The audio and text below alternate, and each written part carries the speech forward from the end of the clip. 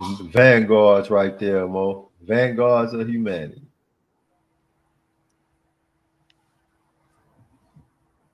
Man, they look good.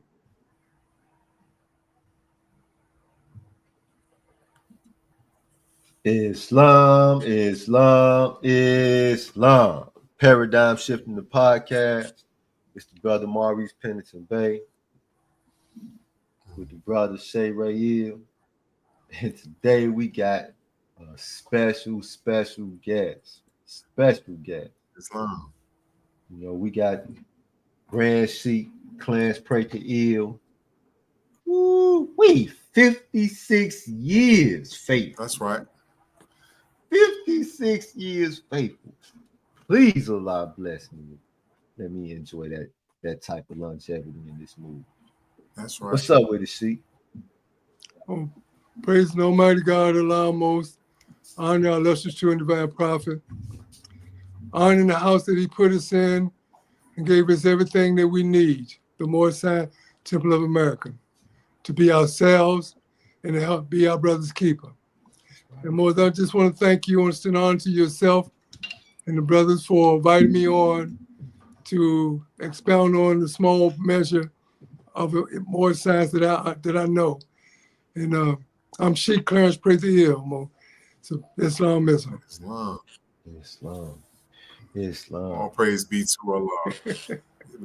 It's a beautiful topic, and because of this topic, I'm going to kind of, into this as I would in one of our meetings, First and foremost, all praise be to Allah, the author, creator, governor of the worlds, almighty, eternal, and incomprehensible. Honors to the prophet, noble Drew Ali, who came kicking over the tombstones of Negro, black, and colored. Honors to the forerunner of the prophet, Brother Marcus Mosiah Garvey. I give honors to everything Moorish. And I give honors to all of you who are viewing and you brothers who are here this evening, because we have to do the work of the prophet, noble Drew Ali. We have to be the torch bearers of humanity. And so this is where we are. This is where we're stationed at this moment. Islam. Islamism. And it is a pleasure. It's definitely a pleasure. All right. I ain't gonna even hesitate. I just did 20 years inside of the Decimal Crib Sheik. I come to the Moorish Temple of America there. We study Holy Quran. We did everything that we could to live a life of purity, live a life of love, to apply the Prophet's lessons in our environment. To me, that stands, that doesn't nowhere near compare to actually being out here, within the bands of society, working and doing the Prophet's work. So you gotta tell me about it. I don't care where you start. I don't care where you start. I'd appreciate if you start from the beginning. You know what I mean? But just start somewhere, Mo. Bring me up to speed if you can. Okay, Mo, on the Moorish Temple of America. Islam. That's right. Okay. Moses, I may take a different spin on what you're usually speaking about, because basically I just want to answer some questions that may be perplexing a lot of people. You say that I've been in the movement 56 years. I've been in the movement day for day, Friday, Sundays, and every other meeting time since 1968. Every weekend, regardless of what the weather was, I was in a Moorish Temple of America by the will of Allah. And it's like Allah said, the Prophet teaches that the Moorish horde will be increasing here in America. So it has always been my duty, my divine duty, to have a Moorish Temple of America open, the doors open where people could come when the Prophet did unite the hordes that were increasing. But as a result of the hordes increasing, as a result of time moving so fast, a lot of our young people are coming into this knowledge. And as a result, they may not have the fortitude that I may have had to continue doing what it is that the Prophet Noble Drew Ali wanted done. I'm talking about Sister Christina Price Bay. She taught us about how the way that the prophet want it to be done, want his movement to be ran, want his movement to be operated. One of the Moorish Science Temple of America, October 1928, to be operated. And as a result, a lot of our young people are coming into this knowledge, this divine knowledge. And as a result, we're missing a lot, and we're going through a lot. And it's almost as if it was prophesied, because everything that was prophesied is taking place. It's almost like things that were foretold, we are living today. And this is the reason why those young people, young Moors that are coming into the knowledge of Moorish science, that are exalted to the positions of leadership, this is why they need to come into that divine order that the prophet Noble Drew Ali talks about in Dear Father, Set Your House in Order. We need to know, we need to come into that knowledge.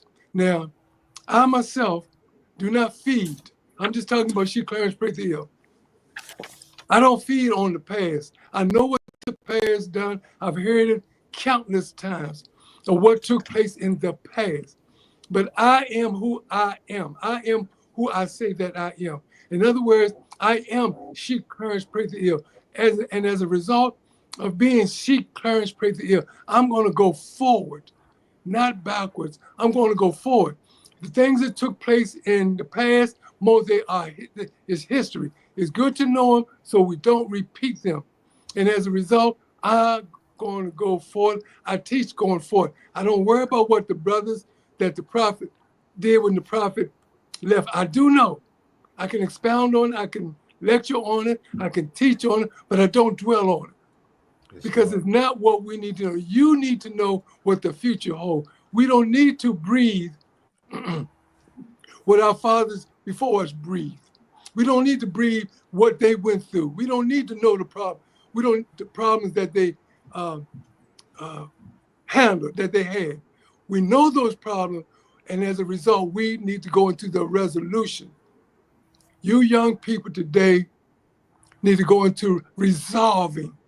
And we can't resolve those problems by keep making reference to what took place in the past. None of us can change what took place in the past, but we can make a difference from what takes place in the present to carry us into the future. And this is basically where I'm at. This is basically where I'll always be, because there's no fighting. There's nothing beneficial for what anybody did back in 1928, 29, up till 2024. Can't nobody change any of that. We need to go forward. Drew Ali said if he could teach us to think, I'm quite sure when he said that, he wasn't talking, better still, Moors, we're not robots to be programmed. We're not robots to be, what's another word for program? Trained. Trained. Good. Yeah. Thank you, Mo. We're human. We need to think. And as a result of thinking, we all here, none of us can have a better, if any of us can have a better thought than this right here. All our thoughts, all of them, should be this right here. Everything that we think should be either this, and on a national aspect, should be this. Because these are the records that the prophet said, whereby we can be good leaders of Moorish science, of running his organization. And as a result, we can do that. Now, there's a lot we look at in this record right here, and we see the lesson. We see the instruction. We see the instruction of charity. And somewhere, I think it's in here, it talks about charity. It says, wipe some of the things that people have done from your memory. That's right. Because they will stop you from tapping into the spirituality, the spirit, Brother Pennington here that you were speaking of earlier about that young sister knowing about the spirit. It will stop you from tapping into the spiritual powers that we have, the spiritual powers that we should have, the spiritual powers that we have dominion over everything that ever was, is, and evermore to be. I'm talking about you and I. I'm talking about the layman's of us out there. I'm talking about what the prophet says. Here now, we have the power to stop all the conditions that are going on, because he tells us in this record, here, now you spirits of the fire, water, earth, and air. He tells everything, creeping thing, the angel. He said, now here, what it is that Brother Sheik Clarence has to say under love, truth, peace, freedom, and justice. What Brother Pennington Bay has to say under love, truth, peace, freedom. Hear and obey. And this is what we need. Spirituality to help us out of the conditions that we are in. Spirituality will afford us everything that we need. But one thing we have got to do, and it's the hardest thing to do, and that is to forgive. Why? Because it is embedded and ingrained in our soul. Life may be life after life. And those lives, and I'm not talking about us having laid down. I'm talking about 7, 14, 21, 28, if y'all understand what I'm saying. We have an opportunity to throw off stuff in our past lives, but we'll carry them on to 21. We'll carry that same animosity, hate, lust, etc. on until we're 28. Then we're 35. And what's 7 after 35, 42. And we lose all our spirituality, lose all our spiritual power. You know, we start to doubt ourselves. All of these things take place because we don't have that spiritual insight. We don't have that spiritual power that Allah has given us, that we should have to do the work that we are called to do. And this is what the prophet means when he says strong men and strong women to do this job, because we got to go into the darkness. And I'm not talking about lights being turned off. I'm talking about the darkness of our brothers and sisters' minds.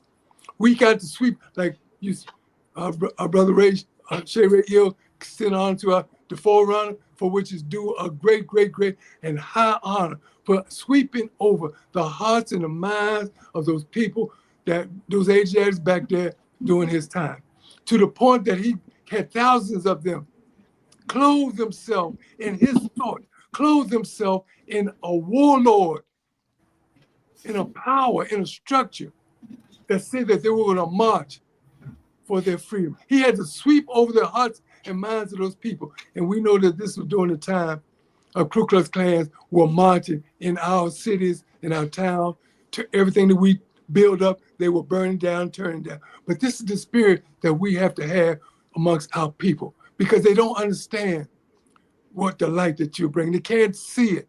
You know, we don't understand all of the darkness, the deep, deep darkness that they are in. But we have to have that divine, light. And that comes only through instruction. For us to obtain our salvation, we have to have structure.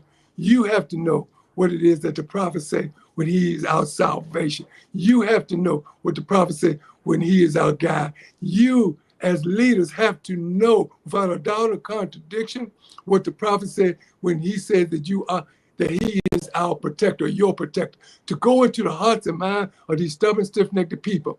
Every day that we don't do what we're supposed to do, for which has been a minute, you see the turn. You see the turn to the worst of our people, the worst of condition that our people are going into, all because you and I won't reflect just a tad bit more of that light that we have. Wow. We see it every day. Now in Washington, D.C., down here where I live, they're counting 40, 50 killings a month. Chicago is another a great number. Richmond is even a greater number. Detroit, every day, trying to force upon you, not the Asiatics out there, you and me, to come out of our comfort zones and stop worrying about the past, stop worrying about what people did, and get out there and speak to our people. It says in this book right here, the Industrious Acts. The Industrious Acts. Right. We have a temple. Let me just say this more, please. We have a temple on 1055 North Milton Avenue. When we got that temple in 2002, there were drug addicts all around it. Poverty, abandoned houses all around it. Look at it today. Because of the industrious acts of the Moors, because of the way the Moors are living. Those Asiatics stopped selling it. The first time in my life, and this is back in 2022, the first time in my life, we had a temple. And I saw an Asiatic, literally, I'm sitting on the temple just marveling at the beauty and Allah giving us a temple. And a brother came and threw some crack or drugs in the alley. And people Asiatics came from everywhere running into that alley. And it blew my mind. I went and got my sergeant's arm. I said, y'all got to come out here and see what's going on.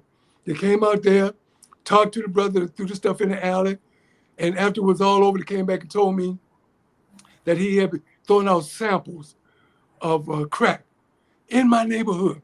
But you go on the same street today, Milton Avenue, Baltimore, Maryland, and the condition is totally different.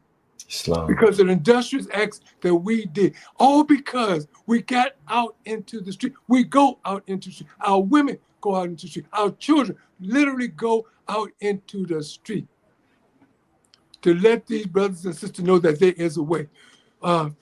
We have a Grand Sheik. Her name is Grand Sheik is Tiffany Jones Bay. She's the boss in our organization, in our membership. And she having us here. We're going to have a drug seminar.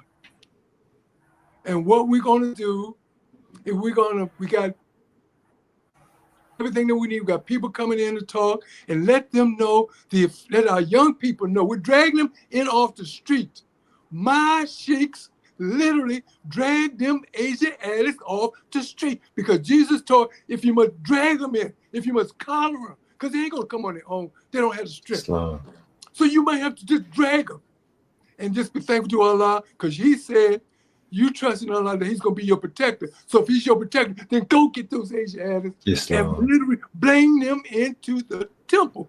Islam. And I'm just thankful. I'm thankful to Allah that none of them has fired up against my head to this day because and my wife, everybody be afraid, but I don't do it as much now because of my age and etc. But I have soldiers that literally stand out there in front of the temple, and when they walk by with that chaos, they literally grab them in their chest and bring them in the temple for however long they stay.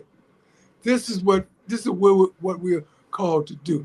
And we got to have the strength, the spirituality of Almighty God, Allah, to do this type of work. If he is your protector, if he is your God, then trust in him and go get our people. That's what this organization is all about, uplifting our people. Oh, didn't you? Every time we turn around, we got sodomites. What we supposed to do with them? Our job, yours and mine, is to uplift that sodomite. Wisdom,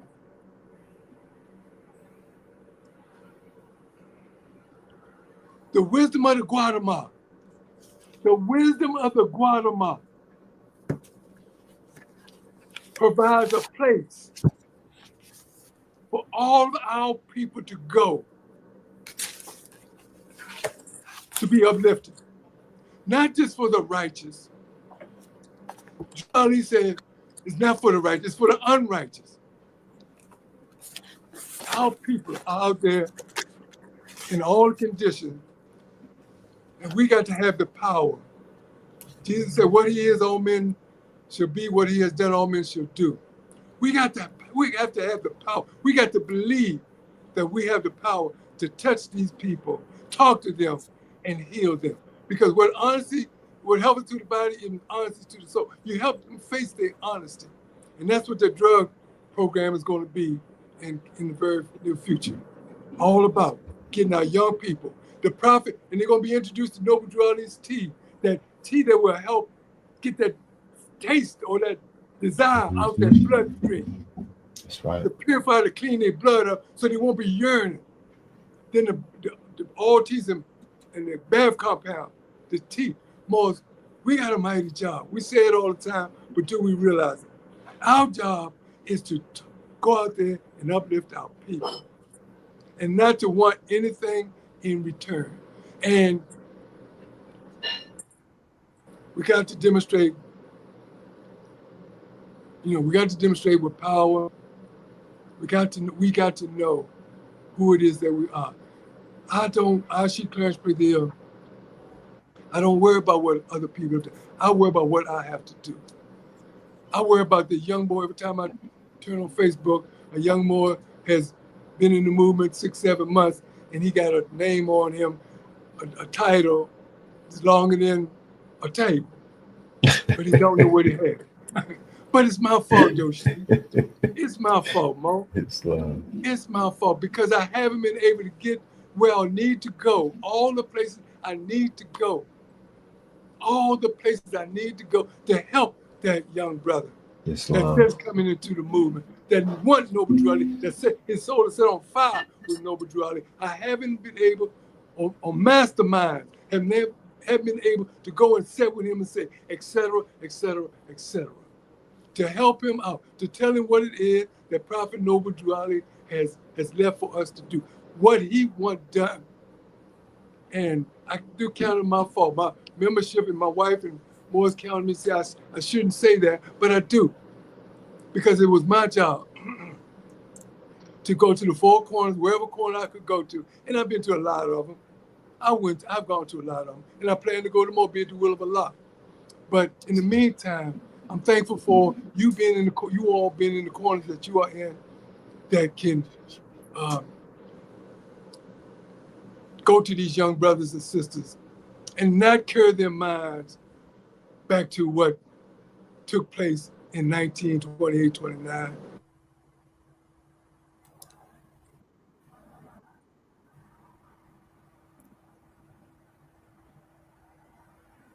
Something happened to your volume, Sheik.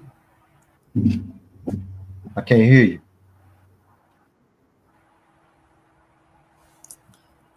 Islam. We need people to have a beginning. And in that beginning, we see from the Gospel of Moses that what took place in the beginning. All the wonderful works that were done that Allah said it was good. He created man, it was good. He created God, it was good. Everything that we did was good. And this is what we have to do. Do the work, and then Allah say it's good. And he blesses it. As opposed to us not doing it, and every day another person lose their life because I'm got to go to the movie, because I need to go to work late to get some more money. I trust in Allah. Always have. Countless jobs I have lost, countless jobs I have walked away from, because I'm going to do Allah's work. I'm not going to stay when I know work needs to be done, when there are lessons I need to learn. And they were mastermind, unselfish, clean, moral, upright mastermind that I set up under that taught me what it is that I'm teaching you today. Whether we understand it, etc. Clean mastermind, people that were unselfish, gave this stuff freely without any thought. And I always rely on Act 3. The Prophet Timothy told us that the Prophet said, trust in Act 3. Act 3 tells you that a man has proclaimed and he is practiced. If you can see in a man's face, in a man's conversation, in a man's talk, that he has proclaimed and are practicing, well, you got a good clean couple glass of milk. Islam. And you can drink it. and you can know that it's going to nourish your body to do the work that you were called to do. But if you look at that there and you see that he hadn't proclaimed, or he's only proclaimed some, he's only practiced some, well, then it's time to put some of it in your pocket and throw some of it away because it ain't going to benefit you. That's what I'm all about. You know, I've been in this movement since 1968, and I love it. I know nothing else. I know nothing else. Well, you can't ask me to hammer a nail in a wall. Yeah, no. But you can ask me to pick up that hammer and drive home some truth. Islam. You can't ask me to measure a square, and the square has the measurements on it, but you can't ask me to measure from a straight line. But I'll take that square and I'll get you a straight line. Islam. A to B, even if you have to go to A to Z, even if you have to go to A to Z, I hope you understand what I'm demonstrating. Islam. And that's what we're talking about, Mo. You know, so I'm just all about uplifting our people, nothing short of it. Don't want no glory, don't want no honor. I am Sheik Clarence Prather. Yes, I have other titles that I have earned. That's right. That I have literally earned through sweat, finance, traveling, experience, physical fitness. I have earned. And nobody can tell me to drop them. Well, I got respect for titles, but I don't want no title. If you don't want a title, you're simply telling me that you ain't earned it. Mm-hmm. Because anything that you earn, you're gonna keep. That's right. That's right. I am Sheik Clarence Prather, but I have other titles that I've earned, and I have evidence. I have people right today that bear witness to what it is that I have earned. I've never betrayed anyone. There's a lot of Moors out there, lots of them. My age is younger. And all the things that they can say, they cannot truthfully say that Sheik Clarence Prather has ever betrayed any one of them. There's none of them. And I'm friend to my foes. People that take me for a foe, that have me for a foe, that are my foe, I am their friend. When they have a situation, they have a problem, guess who's there? Sheik Clarence Prather. That's the way I am, Mo. That's the way the prophet. And that's the way you Moors, you young Moors, have got to be, to do this job, to have the longevity, to stand long and as well as standing strong. That's right. You got to be fortified. You got to be fortified. And it's not no overnight thing. And you're going to go through a lot. You know, a sheik pulled up on me not too long ago and said, Mo, look, something happened. He couldn't do it. I got to resign. I got to step down. No, he said, Mo, I don't know how you did it, but I can't do it. And I simply told him that if you can't do it, you're missing out on your blessing. Because people are ungrateful. Our people are unstable.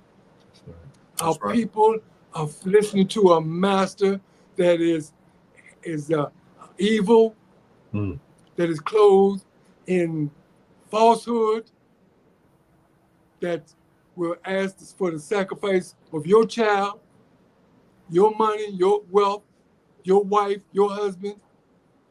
That's what they are worshiping amongst our people. So,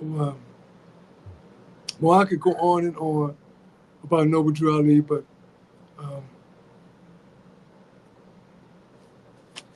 Islam. Mo, you said a lot, Mo. You said a lot, Sheik, and I'm picking up what you're dropping. I feel the same way, like the Prophet Noble Drew Ali, he spoke about the uniting of the Moorish Science Temple of America.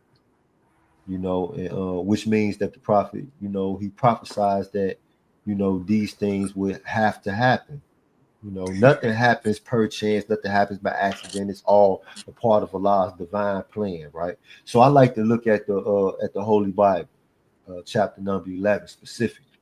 It talks about, children of God, because prior to this particular chapter, that's all it was. It was only the children of God, the sons of man, and the sons of God. And they, they was on their way into Shinar, and they went into Shinar with the intentions on making a name for themselves, right? They want to make a name for themselves. They wasn't happy with just being, the children of God. They wasn't happy with being the son of man. They wasn't happy with that. They wanted to make a name for themselves, and then, it talks about, they want to build a tower and whatnot. And Allah, it said that he confounded their language. Right. So I like to look at the Moorish Temple of America in that same sense, he confounded their language. Now, when we look at the problems that the Prophet Noble Ali called the Negro problem, the Negro problem got levels to it. Oh, there's degrees to the Negro problem. We got substance abuse problems, we got poverty issues, we got miseducation. Man, it's a whole litany of issues that this problem entail, right? And in order for us to solve this problem, no one man, no one group, nobody can solve this problem. It's going to take a collective effort, on all of our parts in order for us to solve this problem. And before we can solve this problem, the first thing we got to do is we have to understand one another. So that confounding of the language, we have to erase that, So I don't like to acknowledge, the fact that, the differences like you spoke of happen. I don't want to hear about that. What I want to hear about, I want to know what was it like to actually press the flesh of students who learned from the Prophet Noble Drew Ali. I mean, like for me, I had some old sheiks, because a lot of old Moors ended up inside of the Crips, Mo. I had some old sheiks, when I first came into the Moorish Science Temple of America. I had one old sheik named Johnston Bay out of Virginia. And Johnston Bay, I didn't even know he was a member, because he didn't ever come to the temple. And one of the Moors told me, say, man, that's Johnston Bay right there. He was a governor. I'm like, a governor where? Like, he like out in the world before he came to prison. He was a governor. I'm like, well, why he don't come to the temple? I don't know. I slide right up on him, and I slide up on him in a joking way. I was young, I slide up on them joking, man, I'm the Lieutenant Muff Timo. I gotta come in there and check and see what you got in there. I'm trying to learn, I'm trying to learn more. That Mo looked at me and he started trembling, And he said, you young Moors, man, y'all don't even know what y'all got. He said, y'all don't even know what y'all got. Y'all trying to bring this high-flying science down to this carnal plane. I didn't know what the heck he was talking about. I ain't never heard that. I don't know what he demonstrated. But I can feel his energy though. I knew he was sincerely upset about something. He was moved and disturbed about something. And I didn't want that. So I say, no, Mo. I say, Mo, I don't know what you talking about. I say, Mo, but I want to learn. If you want to teach high-flying science, I want to learn it. So I started studying with the Mo, and it was different than anything else. The Mo would say, the first question he asked me, he say, your son, he a homosexual. What do you do about it? I'm like, huh? So I try to give him mine, he tell me, open up the Quran. See, the whole demonstration was about use these lessons to solve real problems. That's you right. Understand me? And we would study. That was the way we studied. And that was, and he said, that's what it's about. The Negro problem is a real problem, and we have to solve these problems. And the Prophet Noble Drew Ali gave us the means to solve these problems, and this is what this is about. So I had some old Moors, but Mo, you was with the Moors who actually walked with the Prophet. Well, I want to know about that. Mo, can I ask you a question? Islam. And Mo, please, I'm asking a question, but I'm I'm simply attempting to communicate, not to take away anything. That what we please know that I'm communicating, a dialogue or exchanging, not controversy, not saying. But let me ask you a question, Mo. What title does Satan give himself? God. And so, what title, Mo? God. God. Satan gives himself the title of God. You said that our people are in all situations, all kinds of conditions. Drug addicts, homosexuals, all these conditions. And the one remedy that we need to give to them is the name of their creator. We know that God, this record right here says, today, God, tomorrow is not God. Give him God's name. Tell the people, and everything that you say, everything that you talk to people, let them know what their God's name is. Because if they keep calling on God, you got Moses, this is not to be offensive, you got the gods of the land out there. You got all kinds of evil people calling themselves God. Can you imagine you calling on your creator, you calling him by his title, and everybody has got that title, and they answer. But if you call on Allah, give the people, in everything that you say and make reference to as far as the great architect, the father of the universe, let the people know his name. And that's the one step. That's the very first step in the healing our people, to know his name. No matter what we do, that is the name by which our Father God, Allah, is to be known. He said, to whom do we refer to at times as being the great God? And his name is Allah. To heal our people, they need to know their creator's name. And I need for more just to start there. Get the term, so you can say God Allah, that's in here. Our Father God Allah, that God Allah's in here. And the Constitution says our God Allah. So we can make reference to him as our God, Allah. But let the people know his name. And yes, Mo, I pressed the hand of Sheikh Pearl Drew Ali, Sister Eva Ali Il, Sister Christina Price Bay, a lot of more. I went to their homes and I've sat down and I've listened, humbled myself in the most humblest of all humbleness. And I received what Allah would have me know from them, that I'm here today. I have blessing from each one of them that I have carried forth to this day. But that's not, and one day we're going to talk about how I got there. This is how I got there. And one day we're going to know about this. We're going to talk a tad bit more about this motion right here. We're going to talk about this motion to let you know how I am where I am, and the hand that pressed the hand, that pressed the hand, that pressed the hand, that pressed the hand of the Prophet Noble Drew Ali. Richardson Dingley, or Timothy Dingley's brother, was with the Prophet Noble Drew Ali. Dr. Rufus German Bay, here in Baltimore, was with the Prophet Noble Drew Ali. There are other Moors that was with the Prophet Noble Drew Ali that have passed from, and there's some right there in Chicago, Mo, that are living right today. Brothers and sisters right now walking down the street like they're homeless, walking old, bent over and everything else, but they got more knowledge about Noble Drew Ali than you do. Their parents have taught them about Noble Drew Ali. Some of them were even born in the Moorish Science Temple of America. Some were born in Marcus Garvey's movement, but we walk past them, we overlook them, etc. Mo, I think there's a lesson called Beware of some have entertained angels unaware. All those people are real. This is to tell you and I that we don't shun our people because they're in the condition that they're in. I say, and most know this, and they say it all the time, they repeat me all the time, but for the grace of Allah, there go any of those people that you see out there that are homeless, that are down in the dirt, sleeping out there in the cold. Wasn't for the grace of Allah, there go I. I would be one of them people. So, charity, love for humanity, love for our people.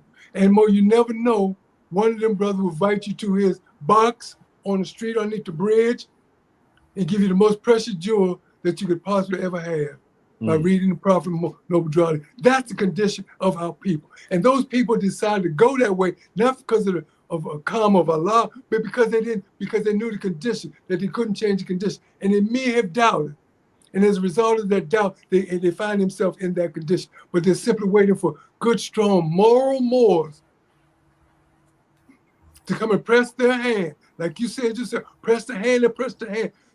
And Moors, we need to know the degrees of lesson behind pressing of the hand. We need to know these various things to help us in the work that we got to do. Yes, Mo. I've talked with these brothers and sisters. I've spent time in their home. Brother Barnes Bay, Calumet, in Chicago, Illinois. I mean, so many of them. Brother Ali Mo'il,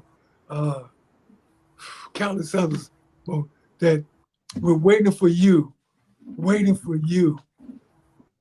to wake up, come in humility, waiting for you to not to slander, not to breathe slander, not to breathe hatred, waiting for you to come and say Islam, Mo, and Allah's love and honor the Prophet, and sit down like a child and just receive the lesson.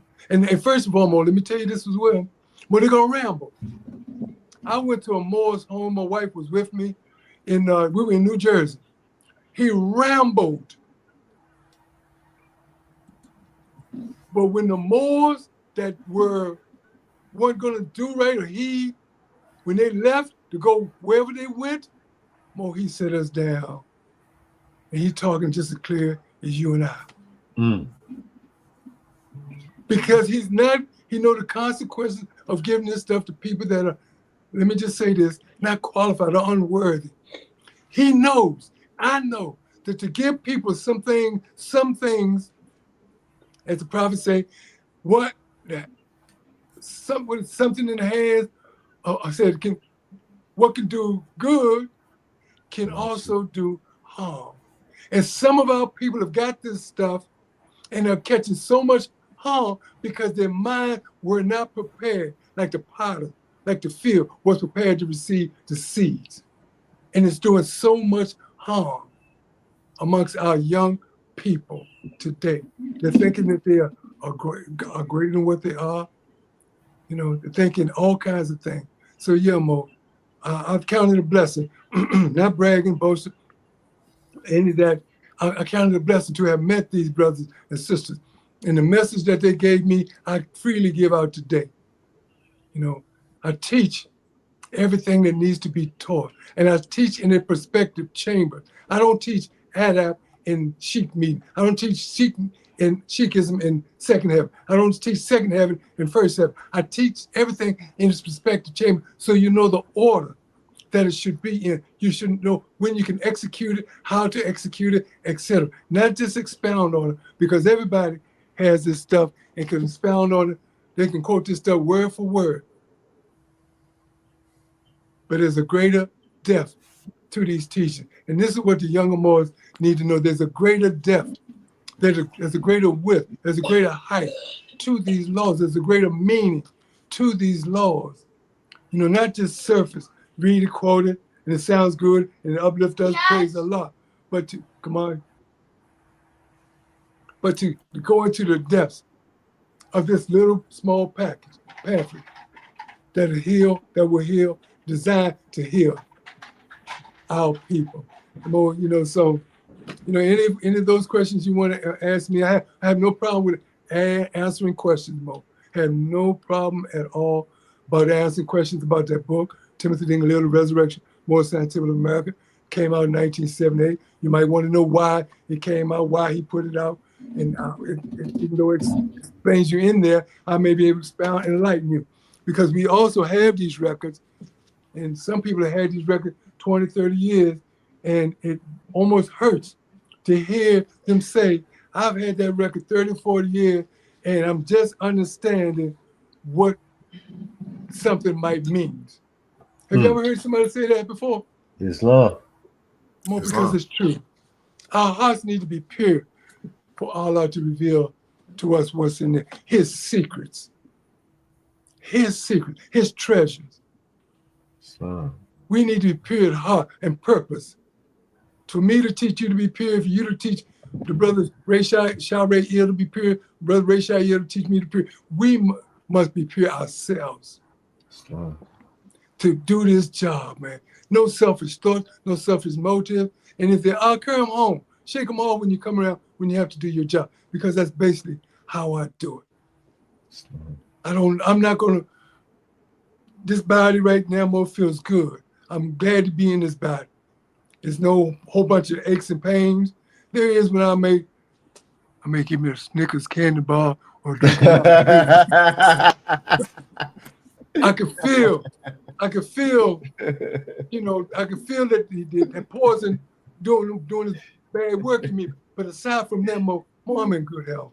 You can be in good health. Allah promised us health. What health is to the body, even as honest is to the soul. If you be honest to your soul, for which is the body is the manifestation of, most your body's going to be healthy. That's right. That's right. It's going to look premium, and it's going to look good. It's going to look the way it should be.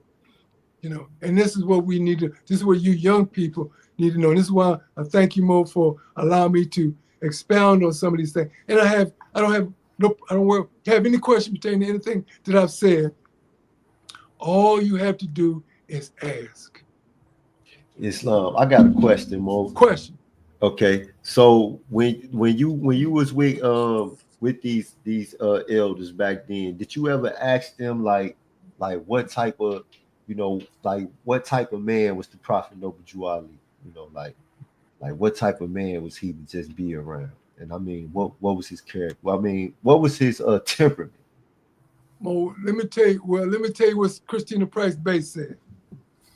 She said, and I have it written, Mo, she said that if the Prophet, if he passed gas, she was just that close enough to smell it.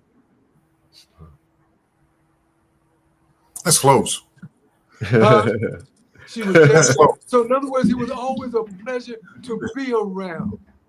It wasn't until 1928, during the time of that convention, that things started to get a little weary. He became a little weary. It wasn't until then. But aside from that, the man kept himself up to the point that he was attempting to heal people in 1927, 1920. He was healing people. He was grabbing brothers' loins. Dr. R. German Bay used to do it all the time. Grab brothers' loins and heal them of what's that disease going around? The brothers used to claps, not claps. Was gonorrhea? Gonorrhea or claps, one of them. So he was a pleasure. He had to keep himself, the impression that a guy had, because I don't ever recall asking such a question. But I do recall many times that Maurice would say he was always in a spiritual, always a light radiating from him. That if you go into his presence, you could feel. You can literally feel, no matter what dense state of mind you were in, you can literally feel and become wholesome just by being in his presence. He's still 5'7", a very comely man, a very powerful man, and he radiated a lot of health to people, Mo. I've never really asked that question, but those from the answers that I got, those is the impression that I got about our Prophet, Mo, that he was just wonderful to be around, Mo. Islam, the sister Eva got a question. She said, what did he use to heal people beside the Quran? Herbs, teas, and all herb teas and compound is what first the Prophet cleaned their minds up. He had to clean their mind. He had to put something. He put the word in their minds. He put the word of health. He put the word of love. He put these words. And I pray to Allah that you follow me on what it is that I'm saying, that I can't go in detail on live like this.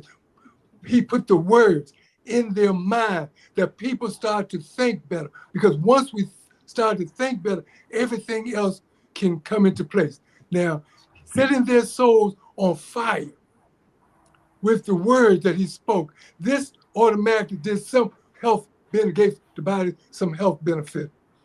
Then when he gave them the teas, then when he gave them the use of the herb or the compound and the tea, it started to make a great difference in people's lives. That's the basic thing of what he demonstrated. And also that he used to go around, there's a song called whisper a prayer in the morning. Maybe y'all heard it. Whisper a prayer at noon. Mo, guess where we were whispering that prayer? In the hearts and minds of our brothers and our sisters that were strung out on hog, pig, that had arthritis, had what's that stuff to mess your feet up, gout. He would whisper that prayer in the heart, in their ears of the people. It touched their souls. And that lifted them up to the point they started to heal themselves. The fire of this breath, the fire of these words was starting to burn the dross, burn the sickness off of their minds and their body. That they started to heal themselves. That was the one thing. That was what he did, Mo. Whisper that prayer. I tell people this day, when I was at the service, I remember to whisper a prayer, whisper that prayer in the sister's ear, and to whisper a prayer in someone's ear. And if they do it morning, noon, and night, every time they think about it, when their child is asleep, when their husband is asleep, when their person is asleep, that prayer would take effect. Most, we need to know the power of that prayer. You're going to read in one of the records that is not in the public, you're going to read that the benefit of that prayer is like doves. It's like doves coming to bring you all the benefit, bringing you the spirit of the Creator to help you. That's how powerful those words are. But we need to pronounce them ourselves. We need to say that prayer like it means something. Not like we got to run a race or we all got a time schedule. We need to say that prayer like it means something. Allah. We got to see Allah. We got to image him in our minds. We got to image him, a power beyond our power. Then we got to, once we identify him, Allah, the Father. The Father, what is the Father? The Father is a place that cares for his loved one, the universe. All of these things are we're fixing in our mind. Then we got the universe now. Then we realize all the powers, all the things that's in the universe, all the creative energy that's in the universe. Wow, we got this. Then you tell him the love. Then you go on and tell him all this. These are the things that we are to whisper, taking our time, recognizing, manifesting these things, that prayer in the hearts and minds of our children, our people, as we whisper them. And I have no problem everywhere I go. If I see somebody that can use this prayer, I'll ask for permission to give it, but you can rest assured I'm going to give it if I can. Be it Christian, Sunni, I don't care. If I see the prayer is in need of, I'm going to whisper it in their ear to protect them, to guide them, and if they have something on them, salvation. And I've seen the powers of the prayer. I've seen brothers here in Chicago, here in Baltimore, come through the Moorish Temple door, having been shot 6, 7 times. I see him come in, and they get healthy, and they're okay. All because of the power of that prayer. I'm not talking about no other prayer. I'm talking about the prayer that you have faith in. What faith in is that we have faith in? It's the Moorish American prayer. We have our own prayer. Allah, through our prophet, Noble Drew gave us a prayer that if we would pray, have faith in it, all the wonderful things that we could do, not only for ourselves, but for our people and uplifting our people, doing our job. Those are the things that we could do pertaining to health. Those are the teachings that he taught. And then you give the people those teas, the herbs, and the compound. And more is how you make the tea. You get the tea, you put a measurement in the water, boil the water first, put a measurement in it, boil it, let it set 1 or 2 hours till all the crystals, all the potencies of the herbs that are in that tea did his job, has dissolved to the point that it becomes liquid. And then you take it out, put some honey in it, and you drink it. And you can feel it going through your body. You can feel your blood getting healthier. Because all of a sudden you have a pimple, you have something on you that all of a sudden is gone. It's disappeared. That's what our prophet brought us for our health. I don't care what condition of people are in. All you have to do is trust in the Moorish American prayer. And Moorish, I pray Allah, we get together, sit down, and we can go over some greater lesson that the prophet Noble Drew Ali instruct us on pertaining to this prayer. And please don't forget what I said about whispering. And the song goes, whisper a prayer in the morning, whisper a prayer at noon, whisper a prayer in the evening, just to keep your heart in tune with Allah. And at the hours of 9, 12, and 3, well, we have a proclamation. I don't have one here. My daughter may have one upstairs. We have a proclamation that every hour, at the hours of 9, 12, and 3, we pray. As a matter of fact, I think I issued it out. Oh, no, I didn't. Did you get a copy when we were down there, Mo? Okay, well, there's a proclamation that was issued in 2018, from Mecca, Chicago, Illinois, at the October convention, that we pray at the hours, every one of us, pray at the hours of 9, 12, and 3 every day, that Allah will help us clean up this mess we're in, protect us as we go about cleaning up this mess our people are in, that Allah will heal our people and our land. A prayer is a powerful thing, Mo. We need to know, and we got to feel it, Mo. We got to go inward and feel that prayer as we say. Don't, Allah, Father, universe, Father, love, peace, universe, Allah, I'm take my God. No, Mo, that ain't praying Allah. That's you on some time schedule. As opposed to manifesting, materializing, meditating on each syllable of the word. Islam. I still got questions, but I'm gonna let Shay Rael ask some questions. I'm gonna come back. I got questions though. Question. Islam. First and foremost, Sheik Prather, I give high honors to you for doing much more than just keeping the doors open. All praise be to Allah for the gifts of the understanding. They are the treasures of Allah. And I give high honors to man when man receives his gifts of the understanding and remains active instead of passive, and thereby cultivates his gifts and structures them in a manner where they can be of use to others, specifically in the mission of uplifting fallen humanity. Because as you already know, it isn't in having a thing such as the gift, but in the knowing to use properly the gifts, because the best things in the hands of a fool may be turned to their destruction. Obviously, you have been cultivating your gifts and giving them away, and I give high honors to you, my brother, for doing that. You are an example. You are, the proverbial footprints as opposed to the block of wood. And at this stage in my life, I'm able to respect that. There's a lot of people out there that they can't respect you unless you got on a pair of $3,000 jeans. They can't respect you unless you're driving a $250,000 car. They can't respect you unless you've got something that turns to dust. But the truth, which is immutable, right? When you have a man that is directing men, women, and our national treasures that we call children towards the light, towards the truth, towards the nearest place in which they can work to save themselves.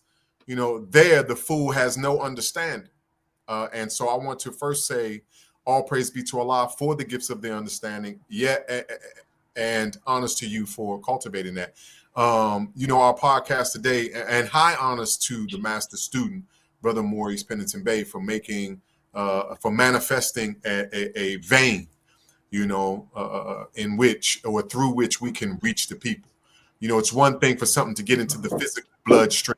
It's a whole nother thing to construct something where we can get into the etheric bloodstream and potentially give, assist young people in the sciences in unfolding.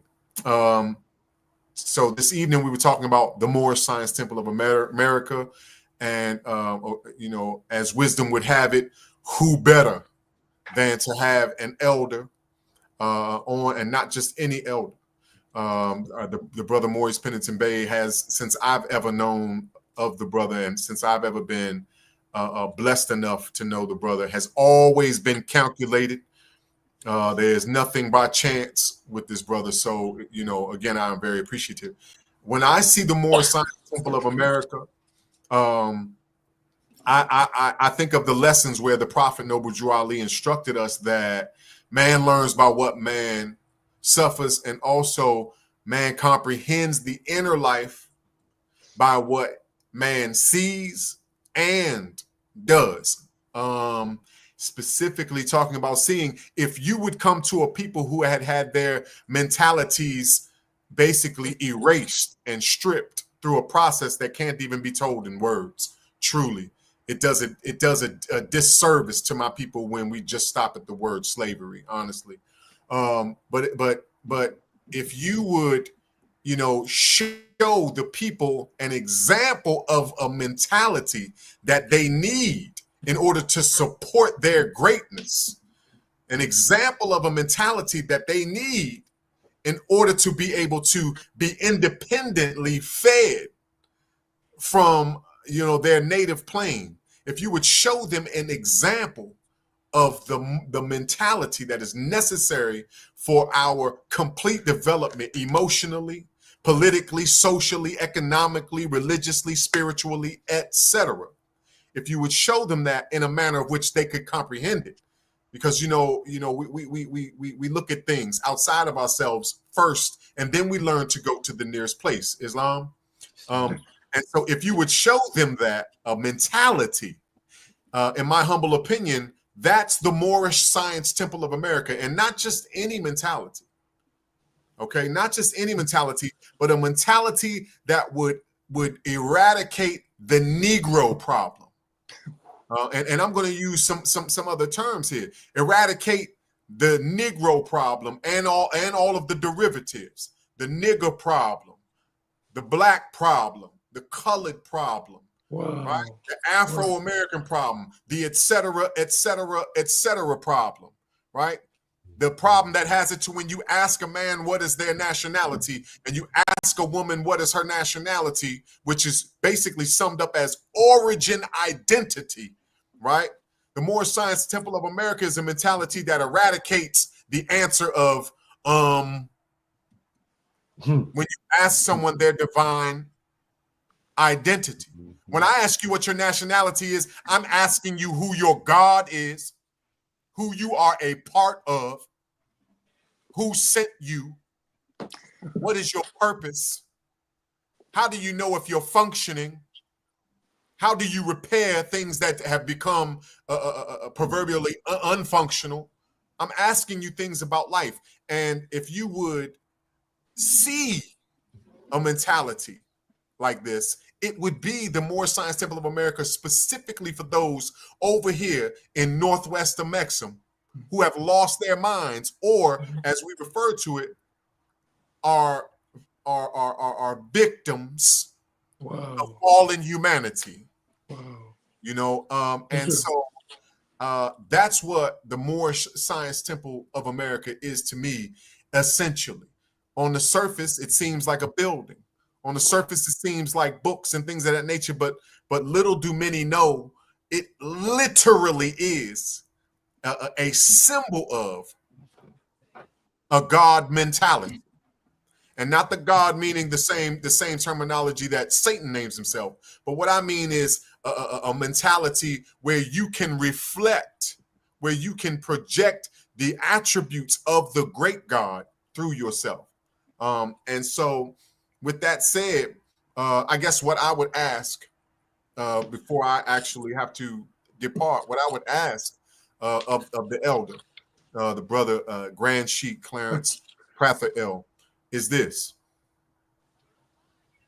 where would you be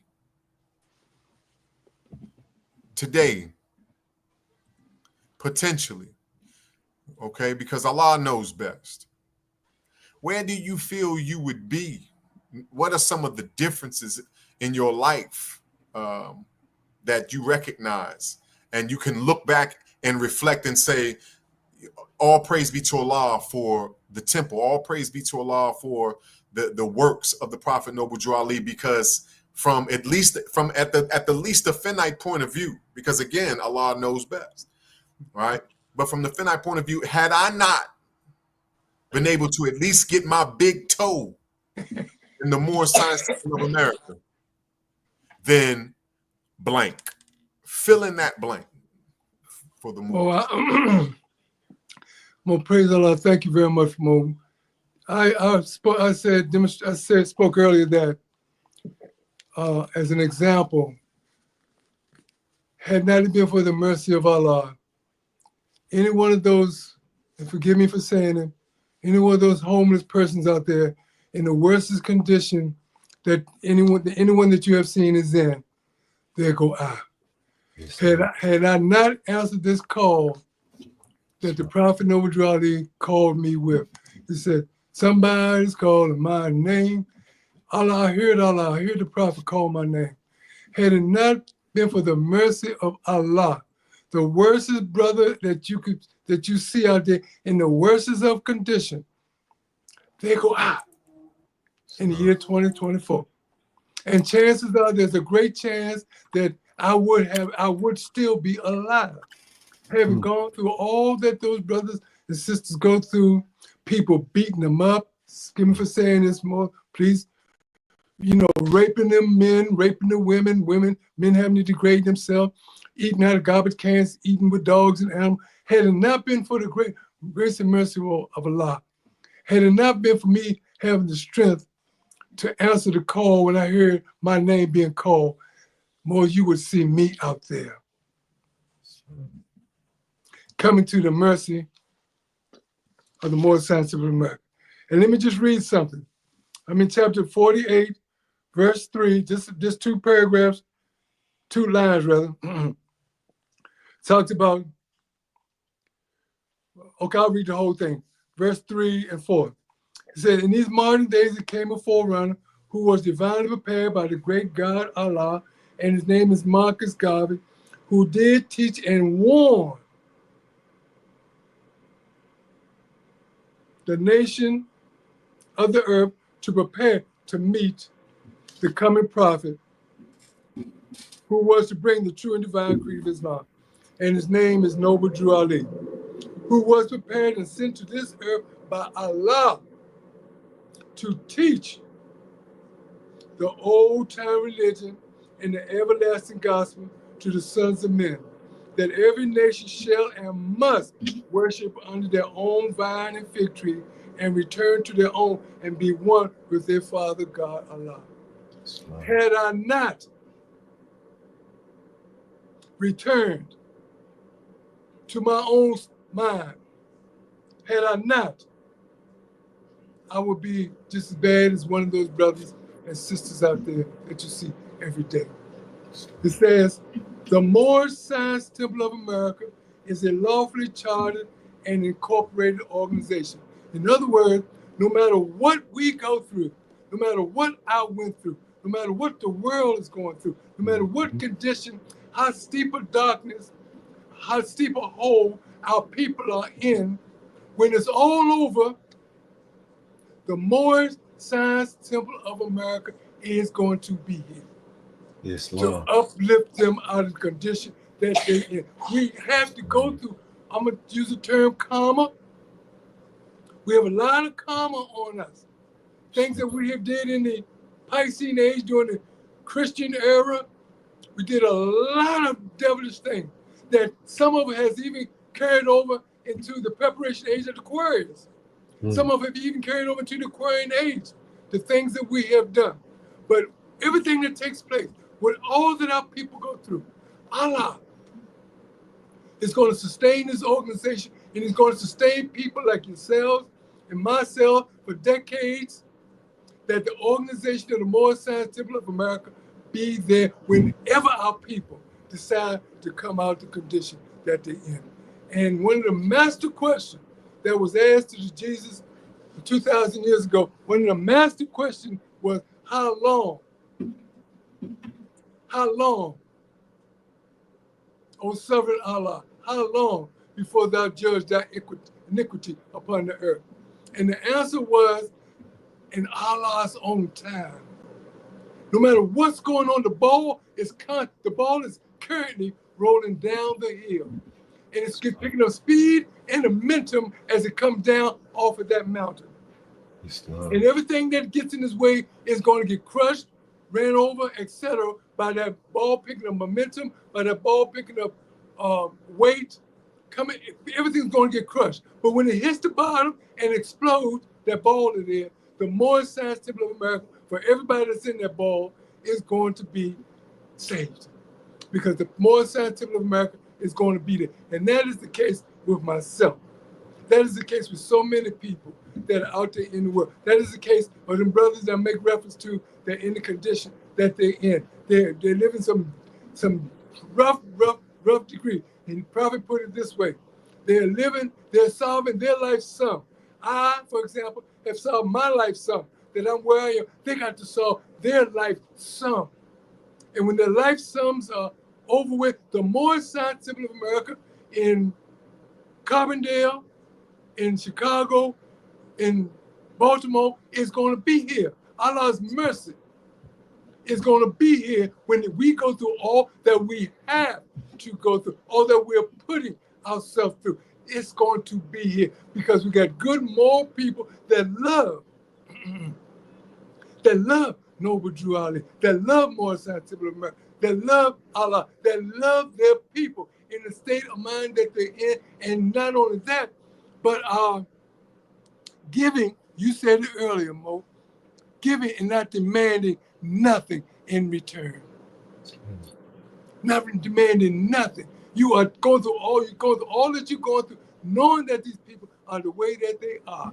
Knowing that if you bring them in the Moorish Science Temple of America, they're not sitting to listen to your lesson the first time. They're sitting anything about what they can steal, who they can betray or hustle something out of. That's what they say. But the second time, the third time, Allah steadily cleansing them up.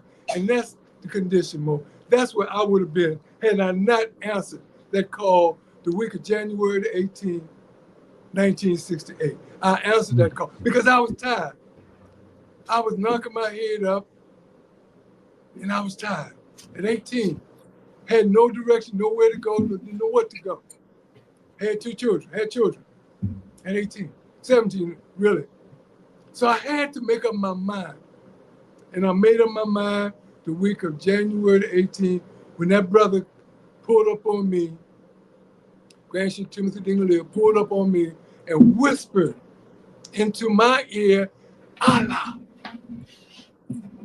And then when he started talking, I didn't understand a word he was saying. Now I understand. Moses, I tell the story all the time, and I'll tell it to you as well. I thought the brother was talking African to me.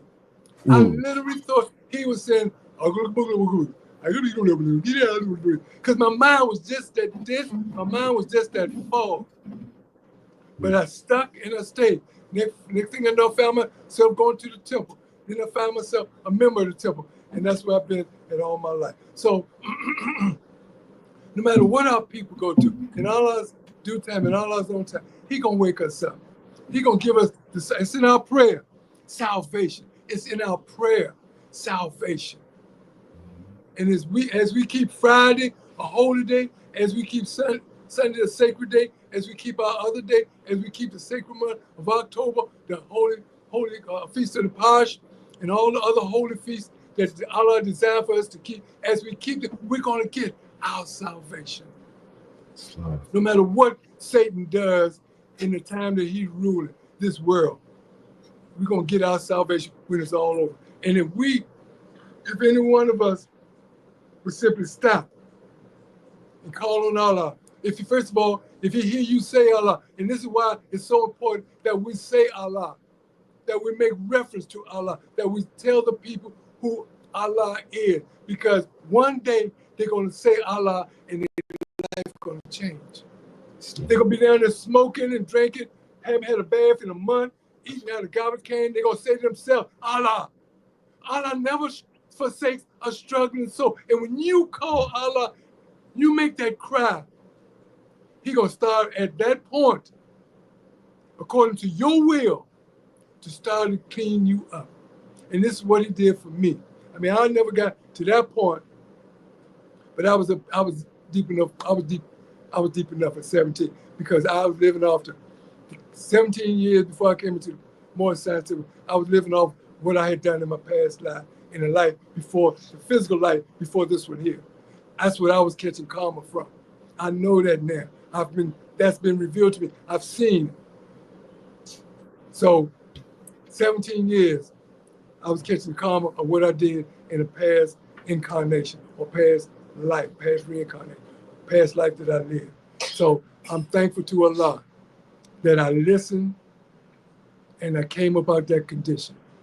And for all of these years, I'm still out of those conditions. No matter what my facial features are, no matter what the health of my body is, I'm strong, I'm mentally strong, I'm mentally able. And all our people need to know is the name of our Creator. When we go out to feed the public, more everything come out of our mouth is praise Allah. Brother want a sandwich, praise Allah. You want a juice too, brother? Praise Allah, take a juice. That's what they are instructed to say. When they give gifts, when they feed the people at the charity, put everything else to come out your mouth. Every other word is Allah. Allah. And right today, if you go by and sit in front of the temple, you'll see people walk by all day long. And if let's say, for example, the 20 people walk by, 5 of them are at least going to stop and see what the writing is in the window. The writing is on the wall. All because Allah. And when Allah's due time, I know y'all know about the prophecy of keeping the doors of the Moorish Temple of America open, and Allah's going to run them in. When I first heard that, I was skeptical. But what Timothy Dingley used to instruct us, what we don't understand, put it in your pocket. You will come to understand it one day. And I understand it now because there's so few temples, and so the people are going to rush in. And we're going to lead a lot of people to help work with those people. A lot of strong, moral, upstanding Moors to work with those brothers and sisters that come into the temple with all, I ain't say some, I said all of their conditions. Health-wise, mental health-wise, physical health-wise, all kinds of conditions. And we got to be there to be able to help them. And I don't mean want something from them. I mean, give them all that you got. I mean, when you hold one of them in your arms, they got to feel it and almost feel it as if they're healthy. You got to put a brother in your arm that came in the temple, and then when the temple is over, he don't want to go. Things like that. He's feeling better, and then he comes back, and all of these things. I mean, that's where I'm at today, and I wouldn't have been there if I hadn't listened to that prayer, listened to that call of the prophet through Allah calling my name. You know, and I answered, and I've been answering ever since. And I'm thankful to Allah that answered. I have grandchildren, I have great-grandchildren. Not all of them are in the temple, praise Allah. But I tell them all day long. I tell them, I got 5 children, 4 of them in the temple. And I got countless grandchildren, and just half of them are in the temple. And I tell them all, tell their parents all day long, y'all coming. I ain't worried. You ain't got to argue fight with me. You coming. Because it was written that you're coming. And I believe that what is written, you going to get here. I ain't going to argue with you. I'd rather be black. Because black is paying him. Black is paying my son. Yeah, black, being black is paying him. He's well-to-do. And so he think that he going to lose something. He going to lose something. But I don't mind being, the prophet say Ajax and Muslim. I'm got an Ajax family. I got a Muslim family. All is well. But my point is this. And now that Ray, I pray I answer your question, but had it been for the grace and mercy of Allah and me hearing that call and answering that call, I know I would not be here today, Mo. I would be out there in a worse condition. And I'm still feeling there if I was to turn back. If I was to turn back, I would still be in that condition almost overnight because of what Allah, the blessing that Allah has given me. It's there for me to turn back. I don't even look over my left shoulder because I know what's back there. If I want to see what's behind me, I literally turn around. So anything that's coming, I can confront it before it approaches me and put it under my feet because I know what's back there. And I'm not going back there. I'm scared of pain. I'm scared of Allah, the pain he would put on me. I'm scared of what my body will go through for tempting Allah. And I ain't doing it. I'm not tempting him. He said, tempt not Allah, at least I'll be destroyed. No, I'm not tempting him. I'm not going to tempt him. You know, because right now he could just shrivel me up. That what I do to myself, like the Moses said, you know, what could do good could also do harm. I would literally shrivel right in front of you more. And I'm not going to do it. Because I mean, that's another karma I got to pay up. When I run you out the temple, that means that when the next life I got to come back, I got to go out there and get you. Because I don't know where you are, but I got to make right what I made wrong. And that's go out there in the world and get you, bring you back in the temple. So pray Allah to answer your question, Mo. You know, some Sheik, I had a similar experience. I mean, almost like a miracle. You know, the first time I heard the brother really demonstrate Mo, I ain't understand what he was talking about. You know, I was so unfamiliar. I had been listening to, you know, I had been listening to ones demonstrate Negro talk all my life. So when he started speaking from the I didn't know what but you know something, it shook me to my core though, Mo. It shook me to my core. And all I could think is I want to be here and I want to be able to do that, you know. And I went straight to that brother and I was like, Mo, how you do that? Like, I mean, how did you do that? You know, I need you to teach me how you did that. I need to be able to do that. I need to get into that type of space because the space where I'm at right now inside of my head, it ain't comfortable. It's not a good space. You know, and even prior to that, right? I had several more. You know, just what ones would say out the blue. You know, ain't nothing out the blue. I know that now, but at the time it seemed like just randomly they would just approach me and would just start talking about the prophet. I didn't know who this prophet was that they was talking about. You know, I didn't know, but they started talking to me and demonstrating with me, and it would always be right at the time where I needed to hear it. See, you know, it'd be at the time where I needed some positive, I needed some good energy, I needed my vibration to be tempered, and it would be a Moorish American, you know. And when I did finally get sick and tired of suffering or the pain, and I was like, I need a change, something in my mind. I know what that something is now, but at the time I didn't know what that something was. Something in my head just said Moorish Science Temple of America. Come on, man. You know what I mean? It just said Moorish Science Temple of America. And I turned around and I was in the Crips. I say, man, do you know of any Moorish Americans? I need a Quran. I need a Circle 7. I need to read. You know what I mean? And I read it. And I read it the way, you know, the way people read books. I opened it up and I read it from cover to cover. And a lot of it I didn't understand, but the things that I did understand, it had my attention and it has kept my attention. Mo, I'm the same way. I've never missed a meeting, Mo. Not unless, you know, I was in the hole or something. You know what I mean? No. Mo, you know what the prophet said, make reference to you Moors. You know it says from out of the crypts you should come to reign. You know that, don't you? Islam. Did you know that prophecy, Mo? No. Oh, yeah, Mo. From out of the prisons they should come to reign. And this is what you were doing, Mo. Coming out of the prison, taking on the responsibility that Allah would have you. Because you've had time to study, you have time to control yourself, you had time to study yourself. And when you studied some more to the point that you came out. You didn't stay where you may have stayed any long as John the Baptist did to get your lesson, but you got them. And you're out here reigning. You're out here, got a group already. You're with a group. They're strong, they're loving, they're caring, and you look to go somewhere. And that's what it's all about, Mo. Study. Because the people that you are going to be working with haven't had the luxury of studying like you have studied.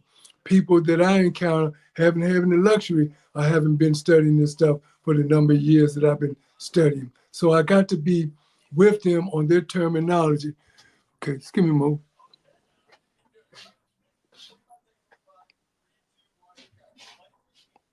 Wow. From suffering, that's exactly right. Bird Bay, wow. That's beautiful, Mo.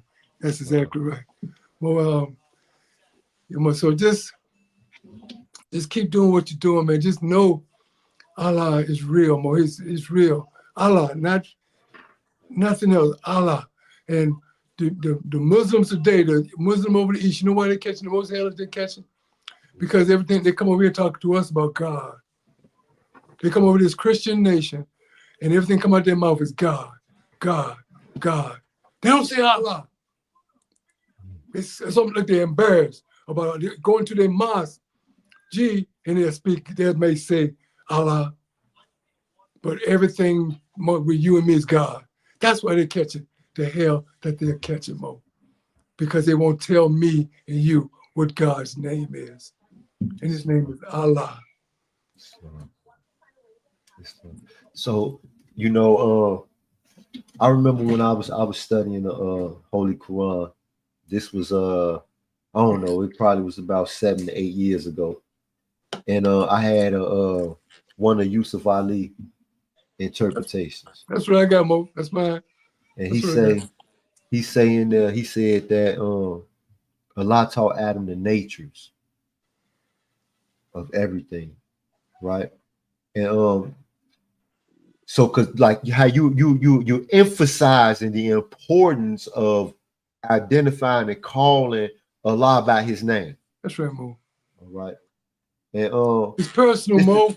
It's personal. Mo, listen, Mo. I used to have this nickname, Mo. They used to call me Snake. All right. They used to call me Snake.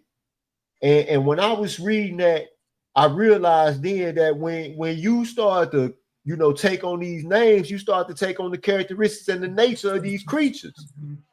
So if you got a guy and his name is Killer Murder Dog, then he running around trying to be Killer Murder Dog. So it's important, that we stand on our name. Like everybody now, most people, they don't call me Pennington Bay or Maurice Pennington Bay, they just call me Bay. Wow. Come on, man. Governor, ruler. You know what I mean? That's why I say Bay the truth forever. Govern your truth. Govern it is yours. But they just call me Bay, and it's a huge contrast. But I want to ask you though, like, how deep does the importance of identifying and calling things what they are? How deep does that degree go? It says like this, Mo. In the beginning was the Word, and the Word was with Allah, and the Word was Allah. The Word was in the beginning with Allah, and without the Word was not anything made that was made. In the Word was what? Life. So when you call a thing by what Adam said it was, you're calling into it life. You're calling the life of it. Because He, out of purity of heart, He, out of purity of wisdom, named everything that is named today. Not the Greek, but our father Adam. So it's important that you call a thing what it is. What it is. My nickname was Pee Wee. My family, all of them used to call me Pee Wee. They don't call me Pee Wee anymore. They call me Grand Sheik. Yes, Lord. Because that's the character, like you said, that I'm speaking. So when you call something into existence, it's just like when you meditate. You're trying to manifest something when in your meditation. You're trying to bring it forth. So can you imagine me meditating and bringing forth a Pee Wee, or even a snake, or killer dog You know, Kill a murder that's the dog. important of calling something what it is. Call a woman what she is. Her attributes are queen, empress, a goddess, a beautiful woman. Woman, that is those are her characters. But her name is whatever her name is. All women have these attributes. All women have these characters. So it's very important to call things what they are, because in the beginning, this is what it was called. Don't change it. I mean, this book right here, she is full of thou, thee, thine. You follow me? Yes. They done made these words obsolete. Mm-hmm. The Bible got making reference to God as you. I love you, God. What's a you? Hmm. And who's this God that you're speaking of? Because like I said, like the record says, Satan make reference to God. But when you speak the language that he give us to speak, your name is Maurice Pennington Bay. I said it right? Yes. That's your name. That's who you are. I'm Sheik Clarence Prather. People ask me, what is my name? I tell them, my name, my name is Sheik Clarence Prather. I am Sheik Clarence Prather. I'm identifying as what my name is and what position I have, what type of authority or power or organizational affiliation I have. And those two statements. So it's very important to call things what they are.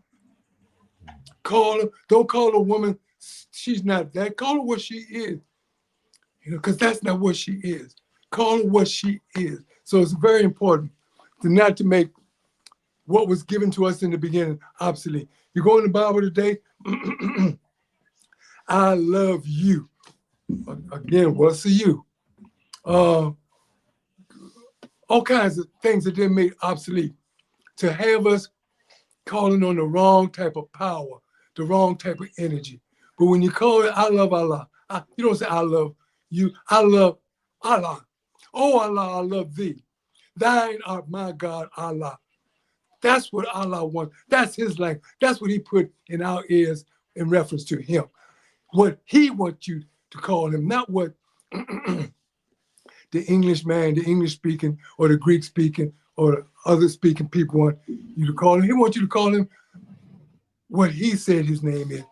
In my ear today is the name that Timothy Dingley put in reference to me of what Allah's name was. He's spoken to these ears, Allah. He's spoken to these ears, Noble Drew Ali. I would never say anything else. I don't teach my children to say anything else. No matter what someone else may say, I know what my loving, caring, supporting Father put in my ear. And he said, Allah, thou art the child of Almighty God, Allah. There is nothing greater than in all the universe than thee, the child of Allah. So it's very important, so very important that we call on him by name. We need to know his name.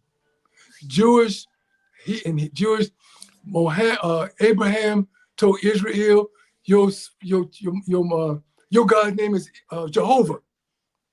This is what he told Sarah and Israel. He told Hagar and Ishmael, Allah. Are you with me, Sheik? Are you with me, Mo? Absolutely. This is the name. He didn't tell him, he didn't speak he didn't speak. He told them the two chief names of the one God. Abraham, our father of many nations. Abraham, the father of Ishmael, on up to this generation. Israel, the father, all the way up to on the Jewish side, up to the day Jesus. Jehovah and Allah. Moses even said, what is thy name? Allah gave him his attribute. I am that I am, I will be what I will be. And we read in the book of Hosea, Prophet Hosea, where he changed his name because he said, y'all messing my name up, man. Jehovah said, y'all messing my name up. I got to change it. So you look in the book of Hosea, he got another name in there. Is that right? Islam. So then you go into chapter 1 in the Quran and you find that name right there. Because we're messing up. We are profaning it. We're cursing his name amongst the nation that we go by all the things that we're doing. We're smoking under the feds. We're doing line dance under the fez and the button, and we profane Allah's name. And Allah saying it's an abomination. So it's a power in Allah's name. I tell people I have no problem with telling people to call on Allah. My grandson, just yesterday, I came up here and he wanted to go to one of his little friends' house. And I told him, no, you're not going by yourself. He wants to know why he can't go by himself. And I told him because there's some bad people out there. And they will have you calling Ma and G-Dad. But what is Ma and G-Dad's name? Mama's name is Bithia. My daddy's name is Colin. What's your grandfather's name? And call him by name. Call him man, and I'll come running. Because if I look out the door, if I can't recognize the voice of my child crying because of the distress that he's in, I may not go. Or I may go and look just to be of assistance. But if I go and look and it's my child, I'm going to wonder why he's not calling on my name. So it's good to know name. It's good to know all our name. Because right now, if something happens, well, I ain't going to call on. I'm going to call Allah. I ain't going to call my Pennington Bay. I ain't going to call my wife, grand. I'm going to call Allah. I want to meet you, man.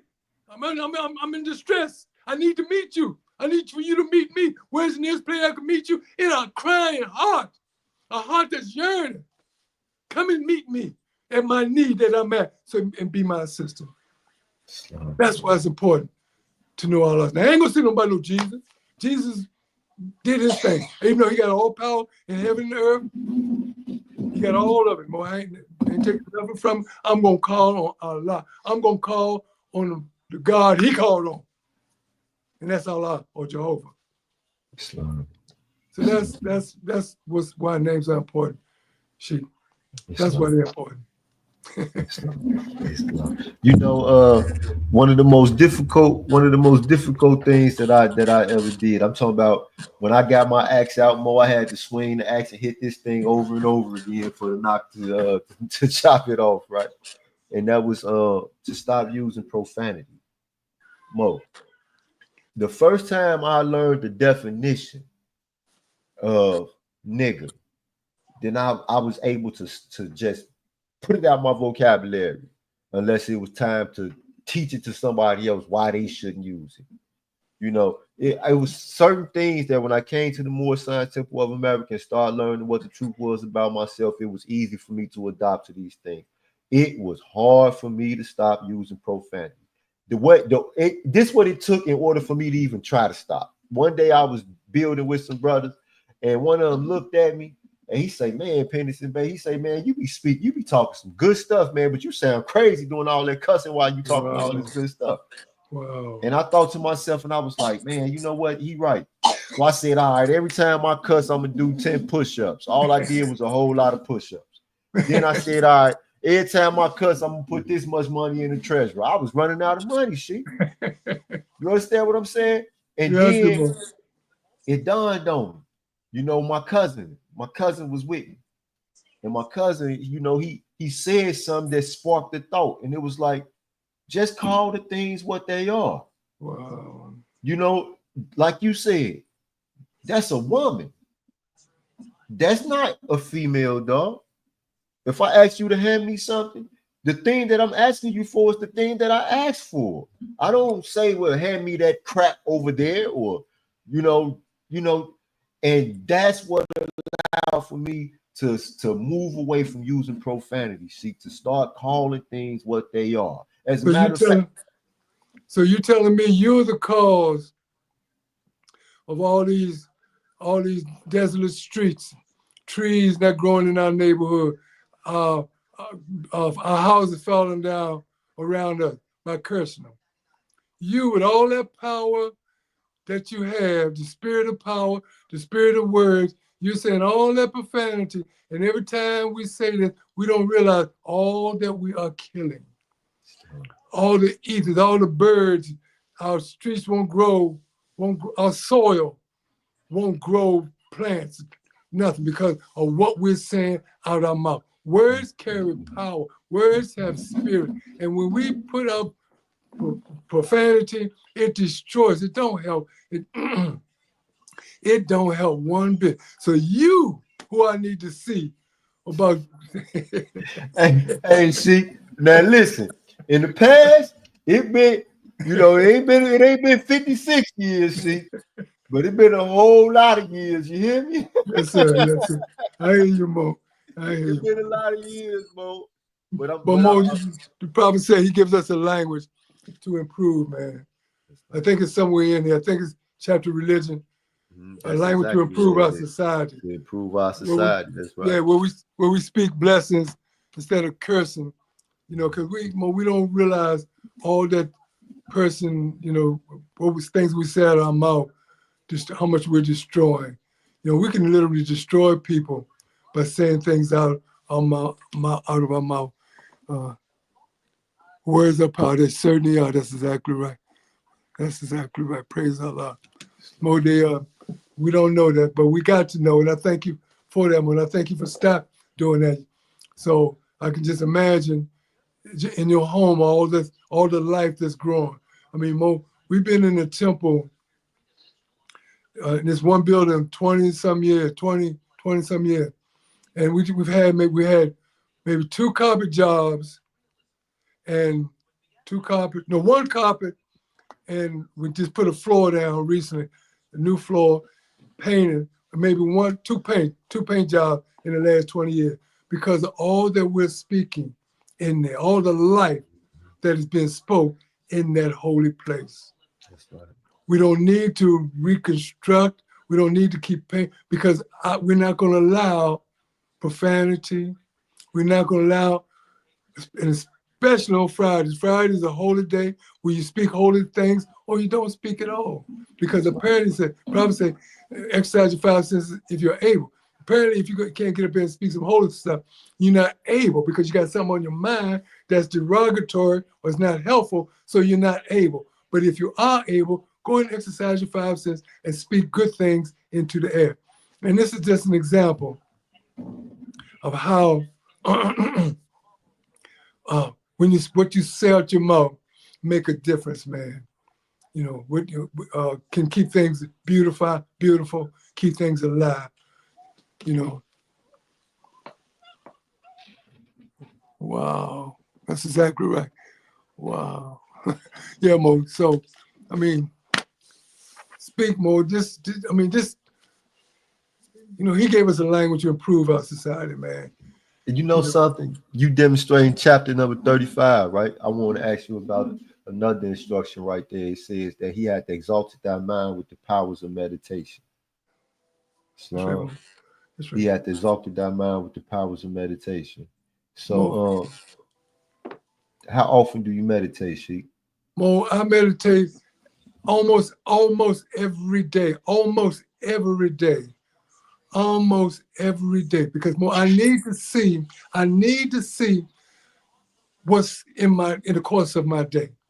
I need to see, because I deal with a lot of domestic problems amongst family members, brothers and sisters. I deal with a lot of them things. So I need to see, if I got a domestic on me before I go to bed, I got to meditate before, and when I get up, I meditate what to do or what not to do, because I need to see.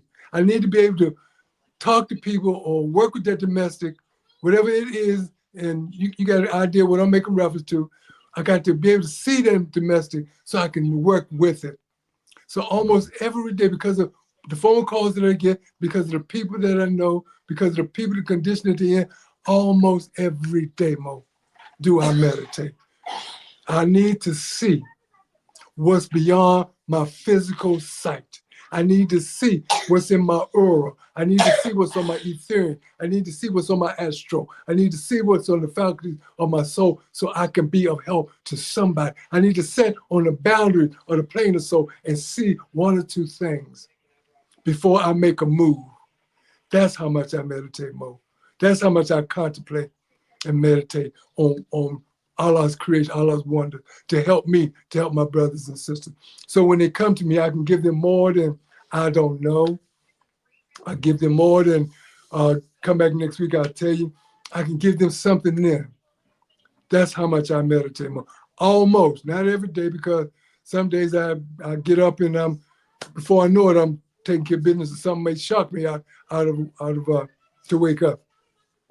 But almost every day, Mo, I meditate because of the leadership position that I am, because of the people that entrusted in me, and they say that, you know, if I live a certain way, people always entrust in me, and I want them to always have that trust in me. I want them to be able to come to me, and if be the will of Allah, in the name of Allah and the Prophet and Maurice, I can help them.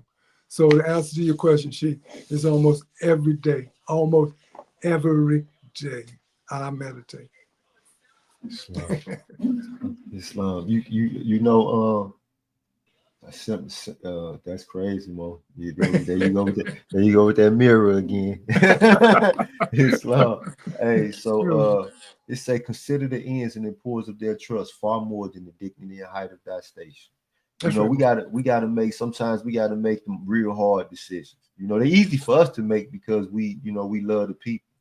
You know, we love those ones who have Allah has, placed up under our care, but they're not always happy with the decisions that we have to make. Well, how do you keep on keeping on? You know, after I can just imagine how many more done just got absolutely upset with you because you made the right decision. You know, reason and authority, Mo. Talk to them. Talk to your people, Mo. You can. Again, you got to tell people. You got to explain things to according to their understanding. I can't explain people things according to my understanding because I'll be all day long, all night long, because maybe my understanding is here and theirs is here. Just as an example, not bragging or boasting, just trying to give an example. So I was explaining more power and authority of reasoning. You have to reason with people more. And once you reason with people, they will come to understand what it is. It says the ability of the soul is to will, to think, and to reason. And more, put this in your bonnet. Put this in your bonnet. Wherever you are in your leadership, anyone that you cannot reason with, know that they are potential foes.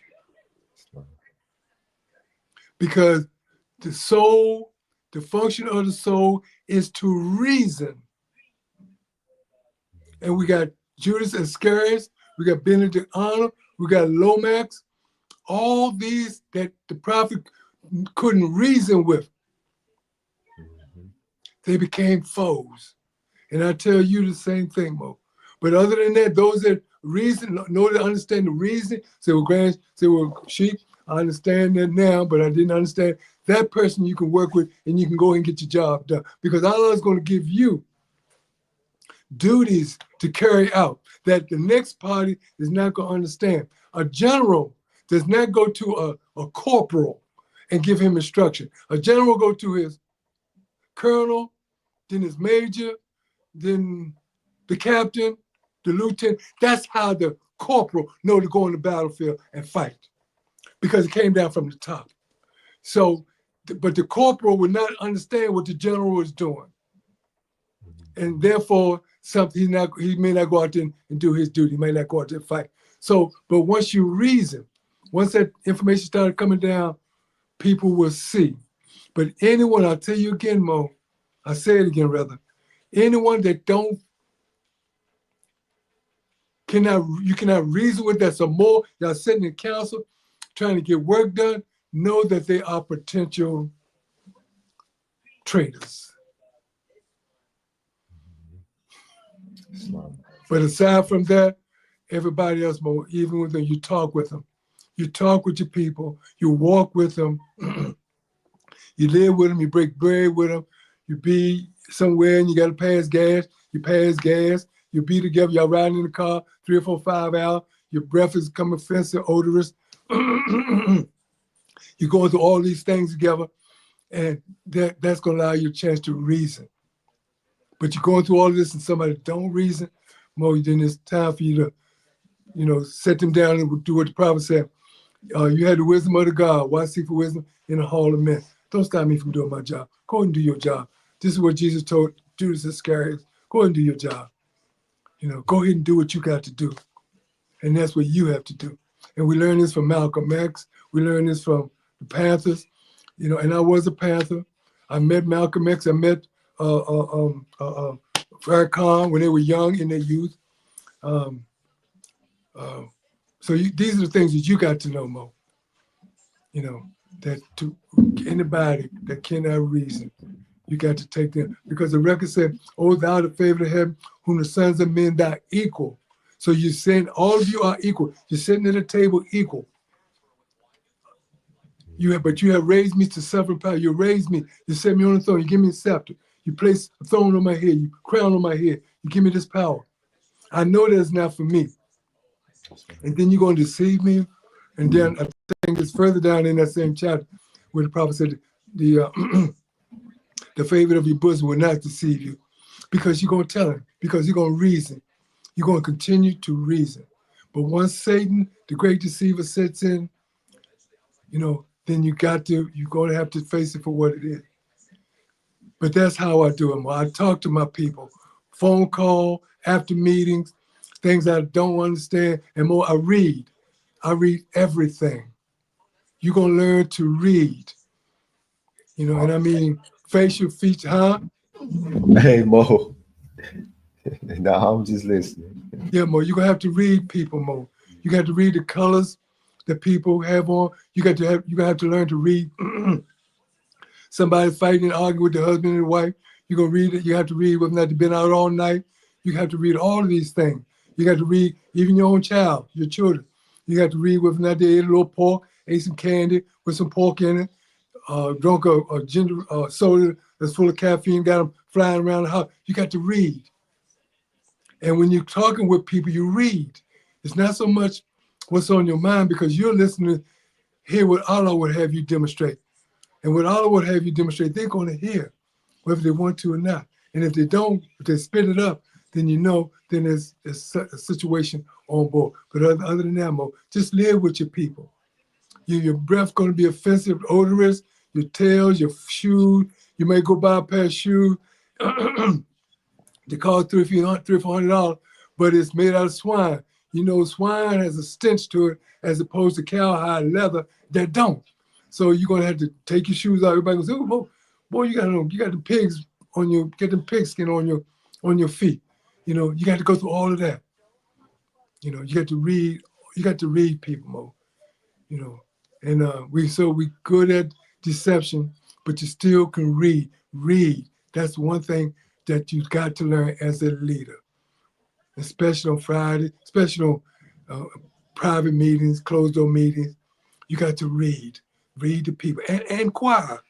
And how are you? And let them tell you how they are. And once they tell you how they are, you take it from there.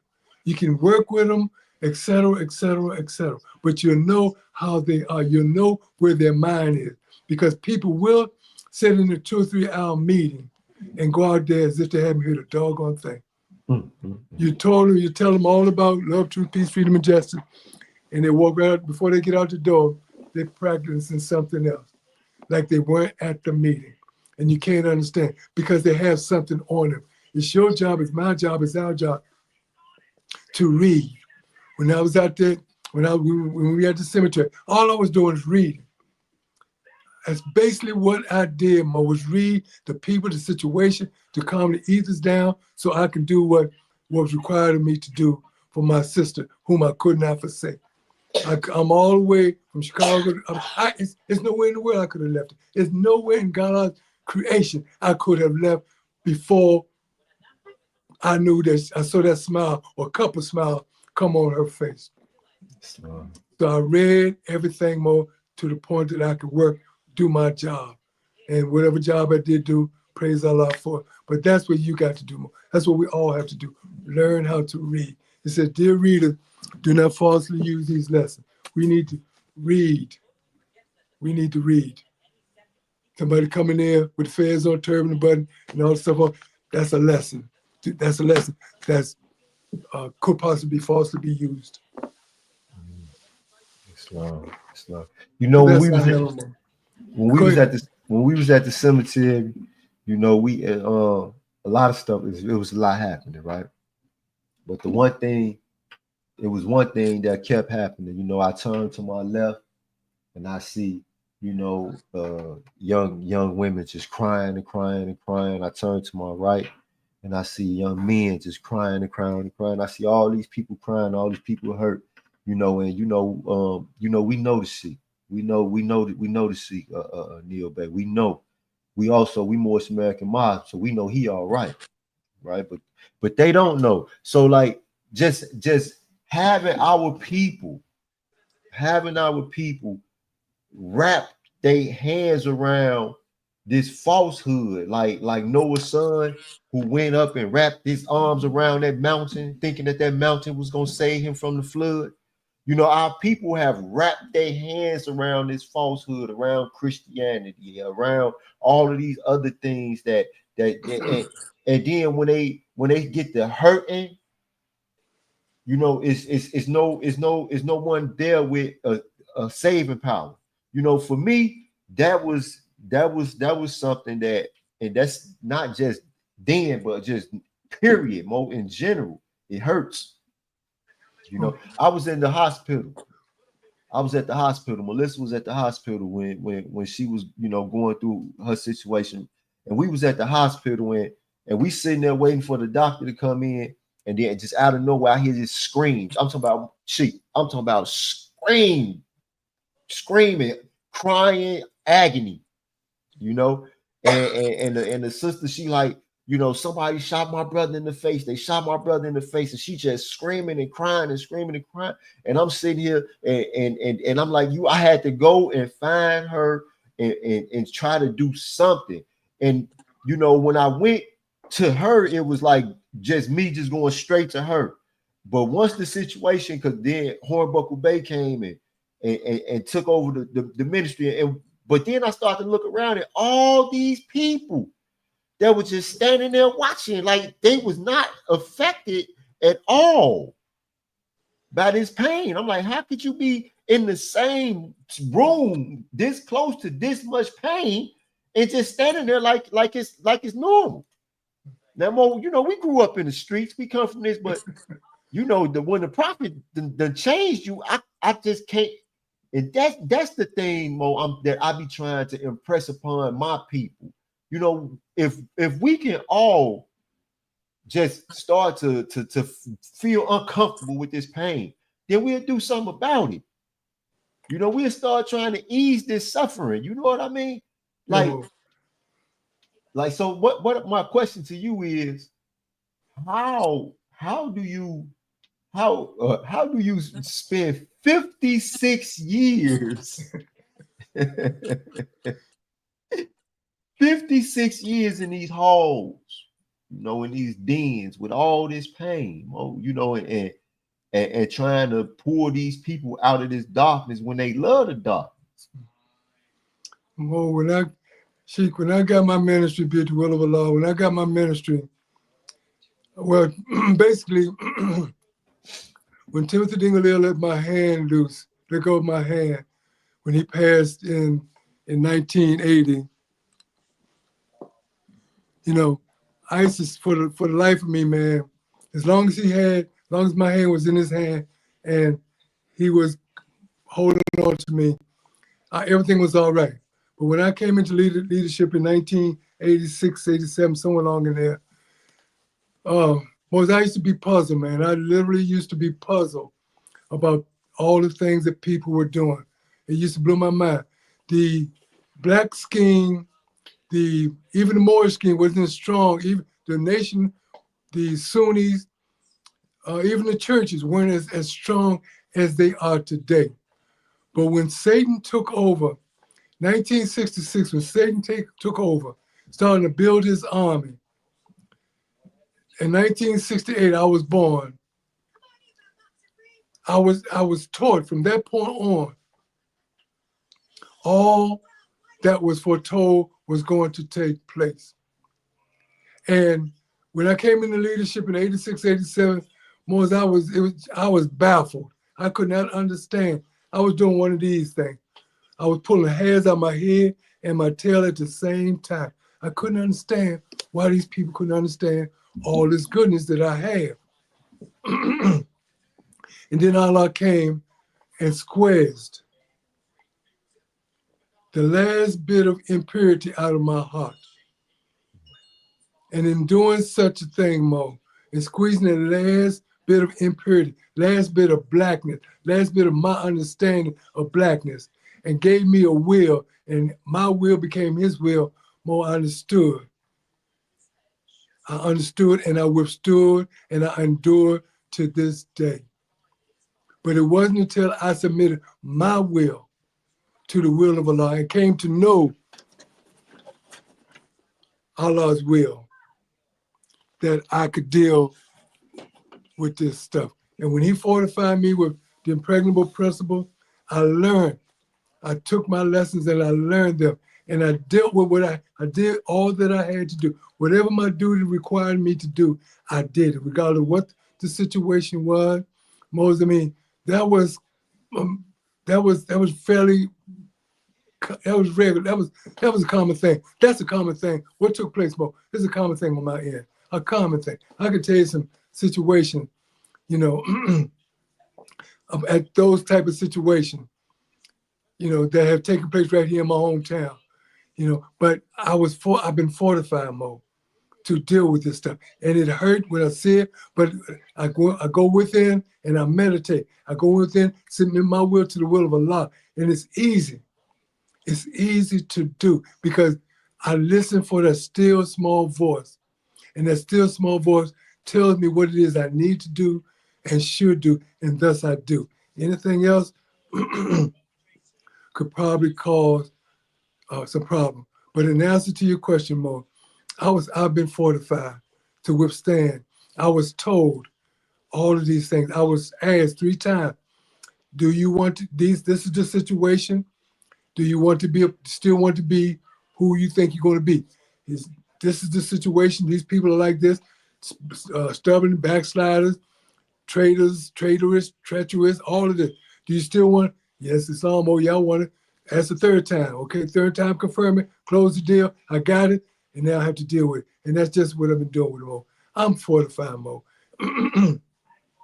I know that these things could take place, and then knowing these things, I always tap into the one thing that gives me the most help through Allah and the Prophet, and that is the law that governs such a situation. And when things like that happen, Mo, what law governs that? And I look at the law. I go over in my mind because that's where the law is on my mind. I go in my mind, what law is governing this situation? What law is causing this to be like this? What law is making these situations, making these people the way that they are? I tap into that. And that gives me consolation too, that I'm able to do my job.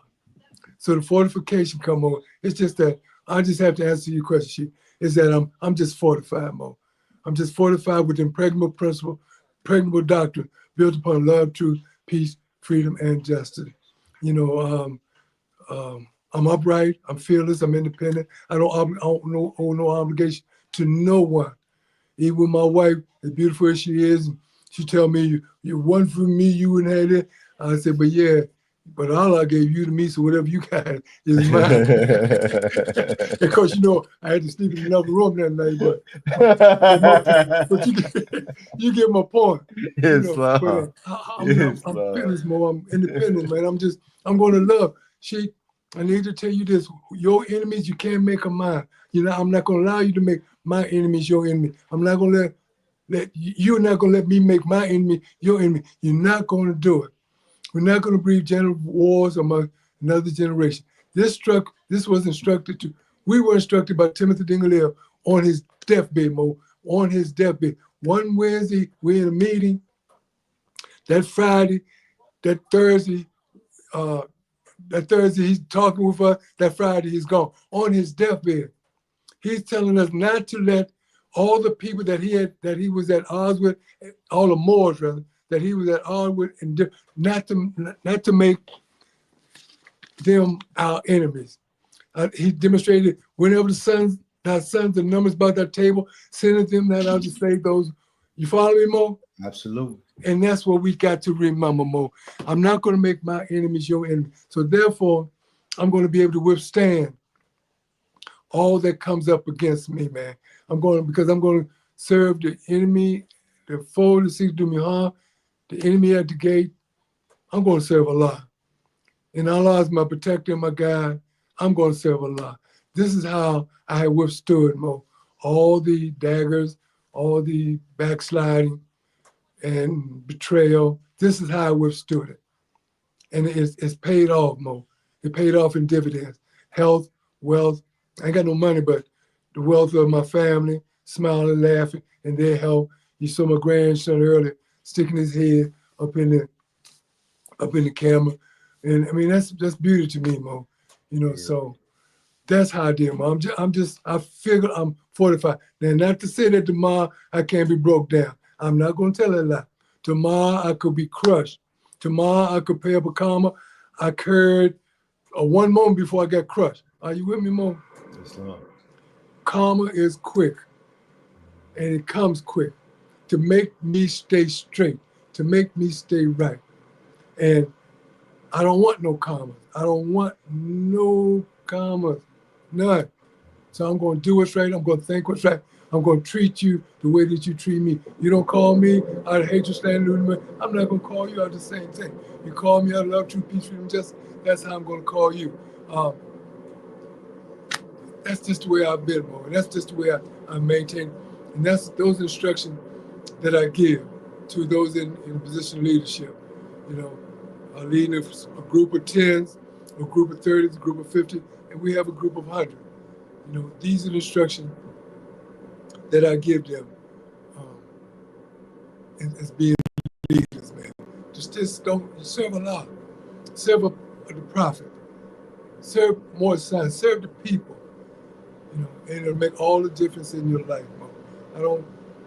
I may be an unattractive brother, Mo, but you ain't gonna see no veins. And what you see in my eyes is me going to bed at 1 o'clock and getting up at 5 o'clock. You know, that's what you see in my eyes.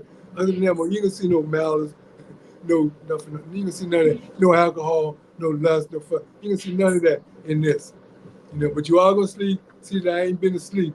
You are gonna see that it's 10 o'clock now. You do see that I'm gonna be up half the night and get up 4 or 5 o'clock tomorrow and start all over again. Islam. That's what you're gonna see. Because I'm afraid. Like I said earlier, I'm not gonna tempt Allah. I'm not. It's too much pain that he could cause me. Too much, and I don't want no pain. You know something, Mo? I absolutely and utterly agree, Mo. I mean, after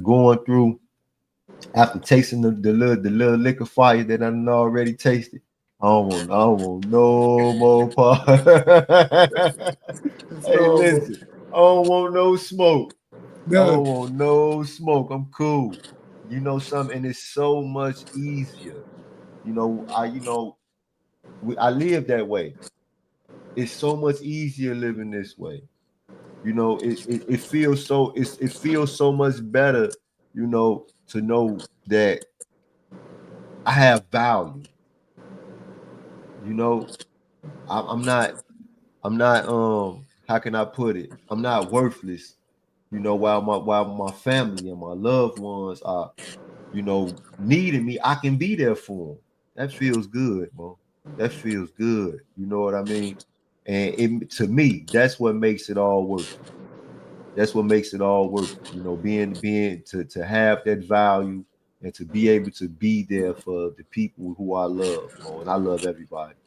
You know, one thing about me, Mo, I've actually been accused, and I mean by people who really felt like it was something wrong with it. I've actually been accused of loving people too much. When's your birthday, Mo? When's your birthday? June 9th. June 9th? Yeah. Well, anybody else have any questions that you want to ask or anything? Any questions in the chat? Oh, as a matter of fact, Simo, let me tell you something. I am not a professional podcaster. Okay. I do this because I be wanting to get the message out. I know, I Mo. forgot to tell the people to like it, subscribe, and share it. All right, I did that. All right, y'all. Anybody in the chat? Anybody watching on YouTube? Let me see. Watching on Facebook? Anybody got? Mo, you on Facebook too? Yeah, we on Facebook. Okay. This is on Facebook? Yeah, this on Facebook. Okay.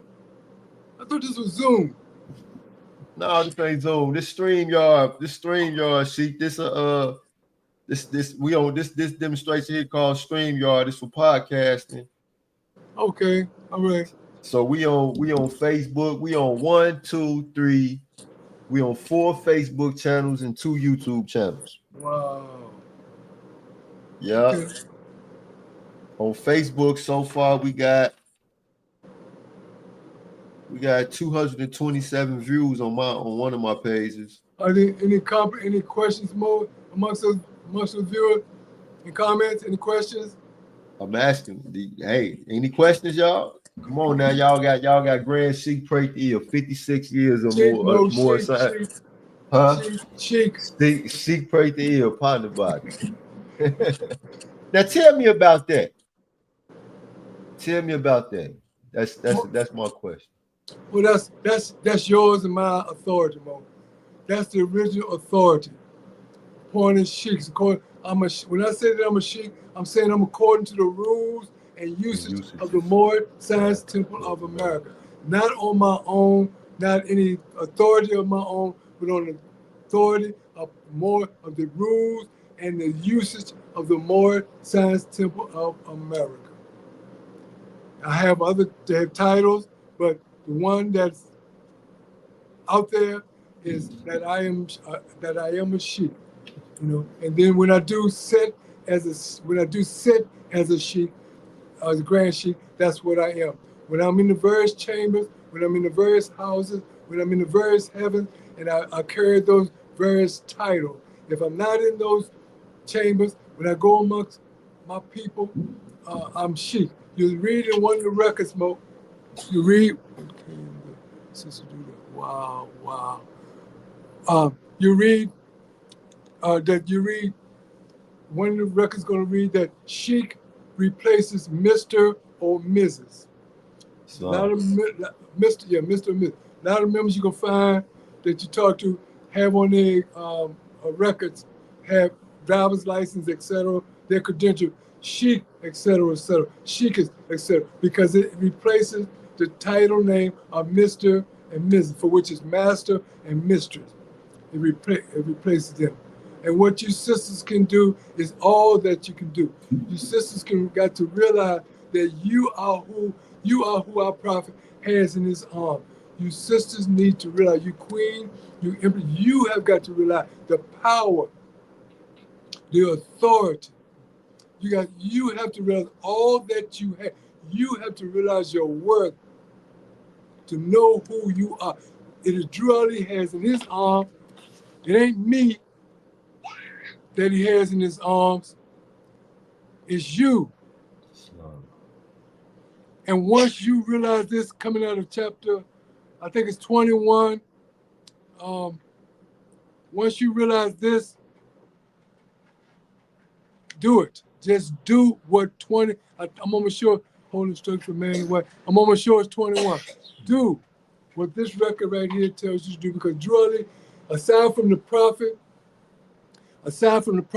you have all the authority. You don't realize it. You may not realize it, but you have so much authority and power in your hand.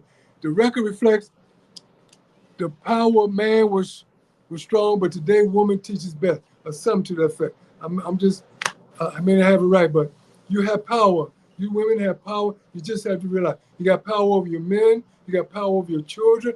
You have power. You just need to tap into it. And I'm not talking about the appearance. I'm talking about the aura. I'm talking about what's in you. I'm talking about all that's in you. You just need to tap into it and know that this is who you are. Look, walk, talk, speak, dress with modesty. Walk, talk with strength. Walk, talk with knowledge of who you are. and help us out. Help us out. Be the strength that we know that you are. And I mean, that's just a short version of what you all can do. Come together. Help the sister out there.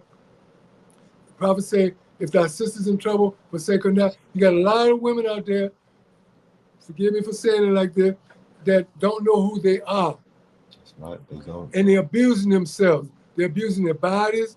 They're abusing their mind. Pull them up. Talk to them, no matter what they say, how much they cuss you out. If you can't talk it, if 5 sisters go up, run into 10 sisters, one sister is out of 5 is gonna get one of them out of 10 to listen to what they got to say. It's as simple as that. It's as simple as that. So what you can do is realize who you are, the power that you have. Well, man, can I ask you hold up that book, The Resurrection? Can I ask you? Because this man, the prophet has got the woman in his arms. No, the resurrection book. The cover. This is the resurrection book. Yeah. Okay. The prophet has the woman right here. Can you show the book a little clearly?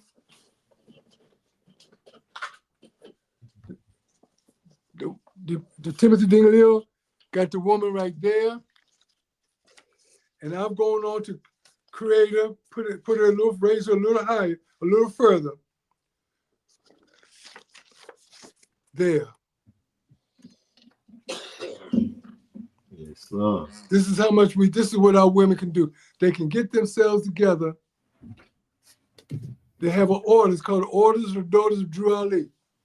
And each sister in there, whether she's a queen, whether she's a Grand Sheik or whatever title she may have, she's a queen. Her title is queen in that order. And this is one of the appearances of it.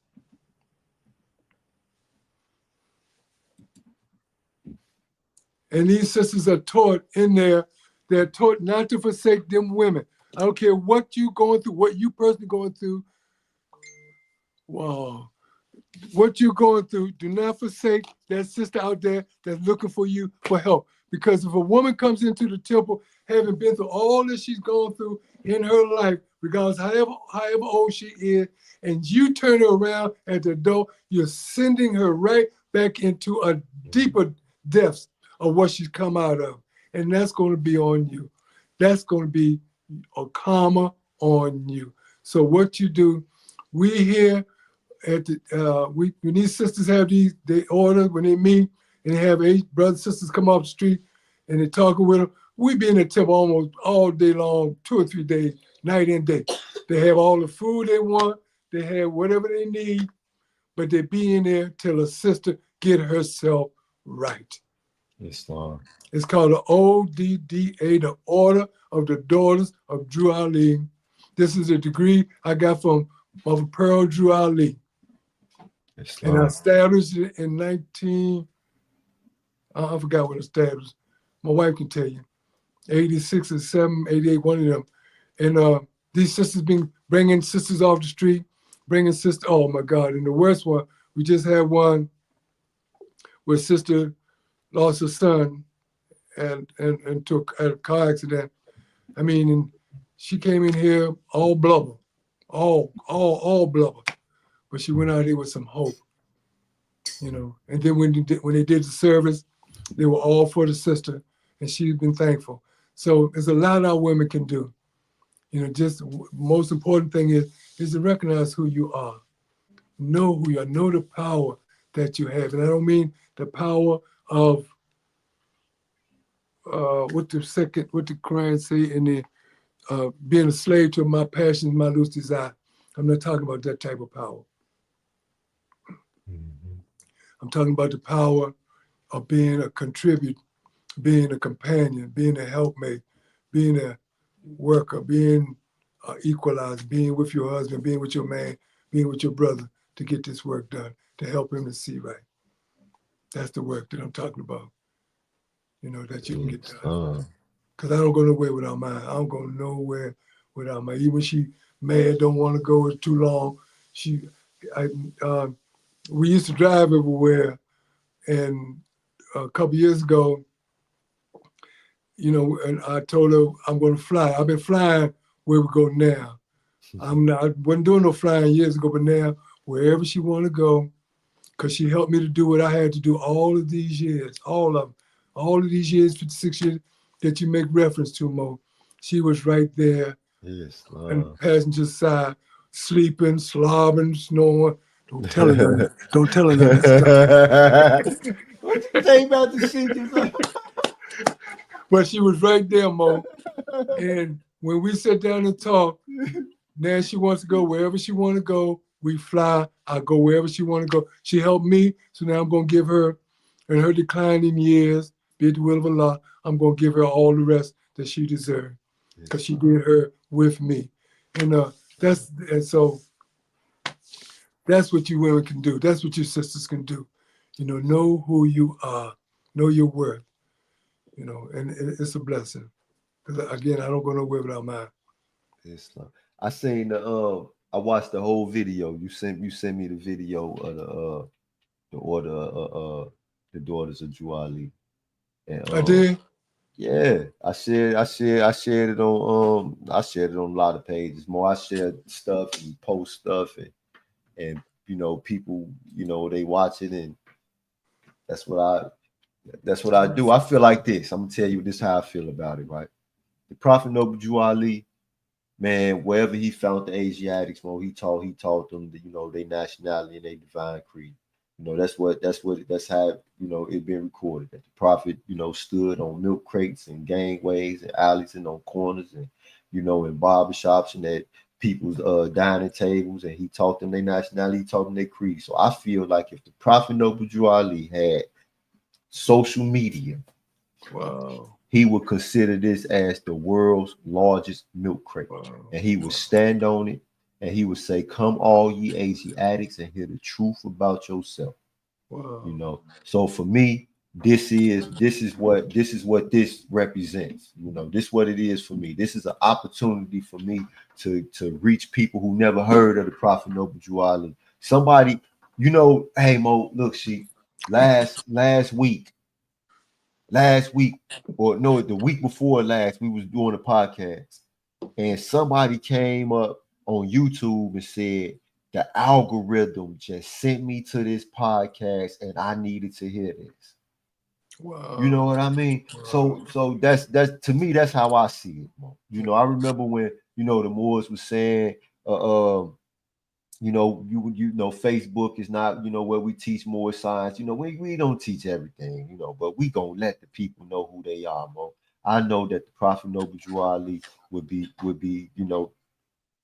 probably commanding us to do it. Okay, I agree, Mo. You know what I agree. mean?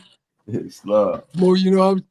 Mo, we teach nationality, but the lessons that we need to teach are on morals, ethnics.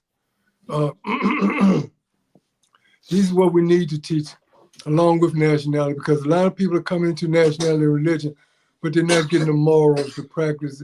They're not getting the temperance or the gratitude or the modesty or the science. They're not getting they're not getting the virtues. That's right. Of a nationality, man, because it's almost like we get a nationality, man, and we're bringing everything that we had as an unconscious Asiatic, we're bringing it into our nationality and we're propagating it. And that's one of the downfalls of just teaching nationality. When the order of the daughters of Drew Ali, they get in and they teach our sisters, they teach women to be women, to be mothers, so I mean, that's pretty much it, Mo. Listen, Mo. So, I hear the Moors we like to talk about, that we need we need finance to uplift the nation. We need to develop economic stability and strength. And I like to tell the Moors this, that right now, if we were to build 2 Fortune 500 companies, if we don't start to teach our people to learn to love, to teach them how to love, who are we going to employ? Wow. Who are we going to employ? Where do we get the manpower if we don't teach our people to be trustworthy? If we don't teach our people to, have this morals and the virtues that you were talking about, I absolutely agree, Mo. Wow. I agree, absolutely. See. Well, and that's been one of our magnitudes of problem. The prophet tells you clear as day, labor not after riches first, and think that thou will enjoy them. We think that getting riches is going to get us out of the condition that we're in. I think it's Jesus said in the book of Revelation, told the rich people, those that are out there rich today, that they are blind, wretched, poor, pitiful, and naked. We have to more. I recall Timothy Dingaleo looking for King Solomon. King Solomon is a man that simply submitted his will to the will of Allah. Simply did the will, aside from abusing his sister, abusing one of his soldiers, he submitted his will to Allah, and he paid for that in the loss of his child.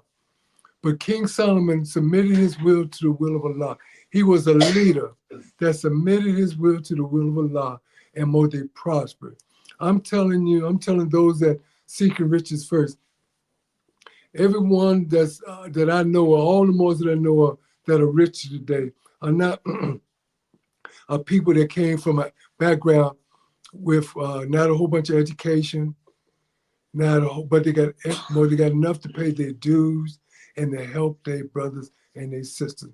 And they're not out spending all their time trying to get riches. And for those that are trying to get riches more, all you have to do is look at the current situation of riches. The dollar has no value to it. The gold is being monopolized.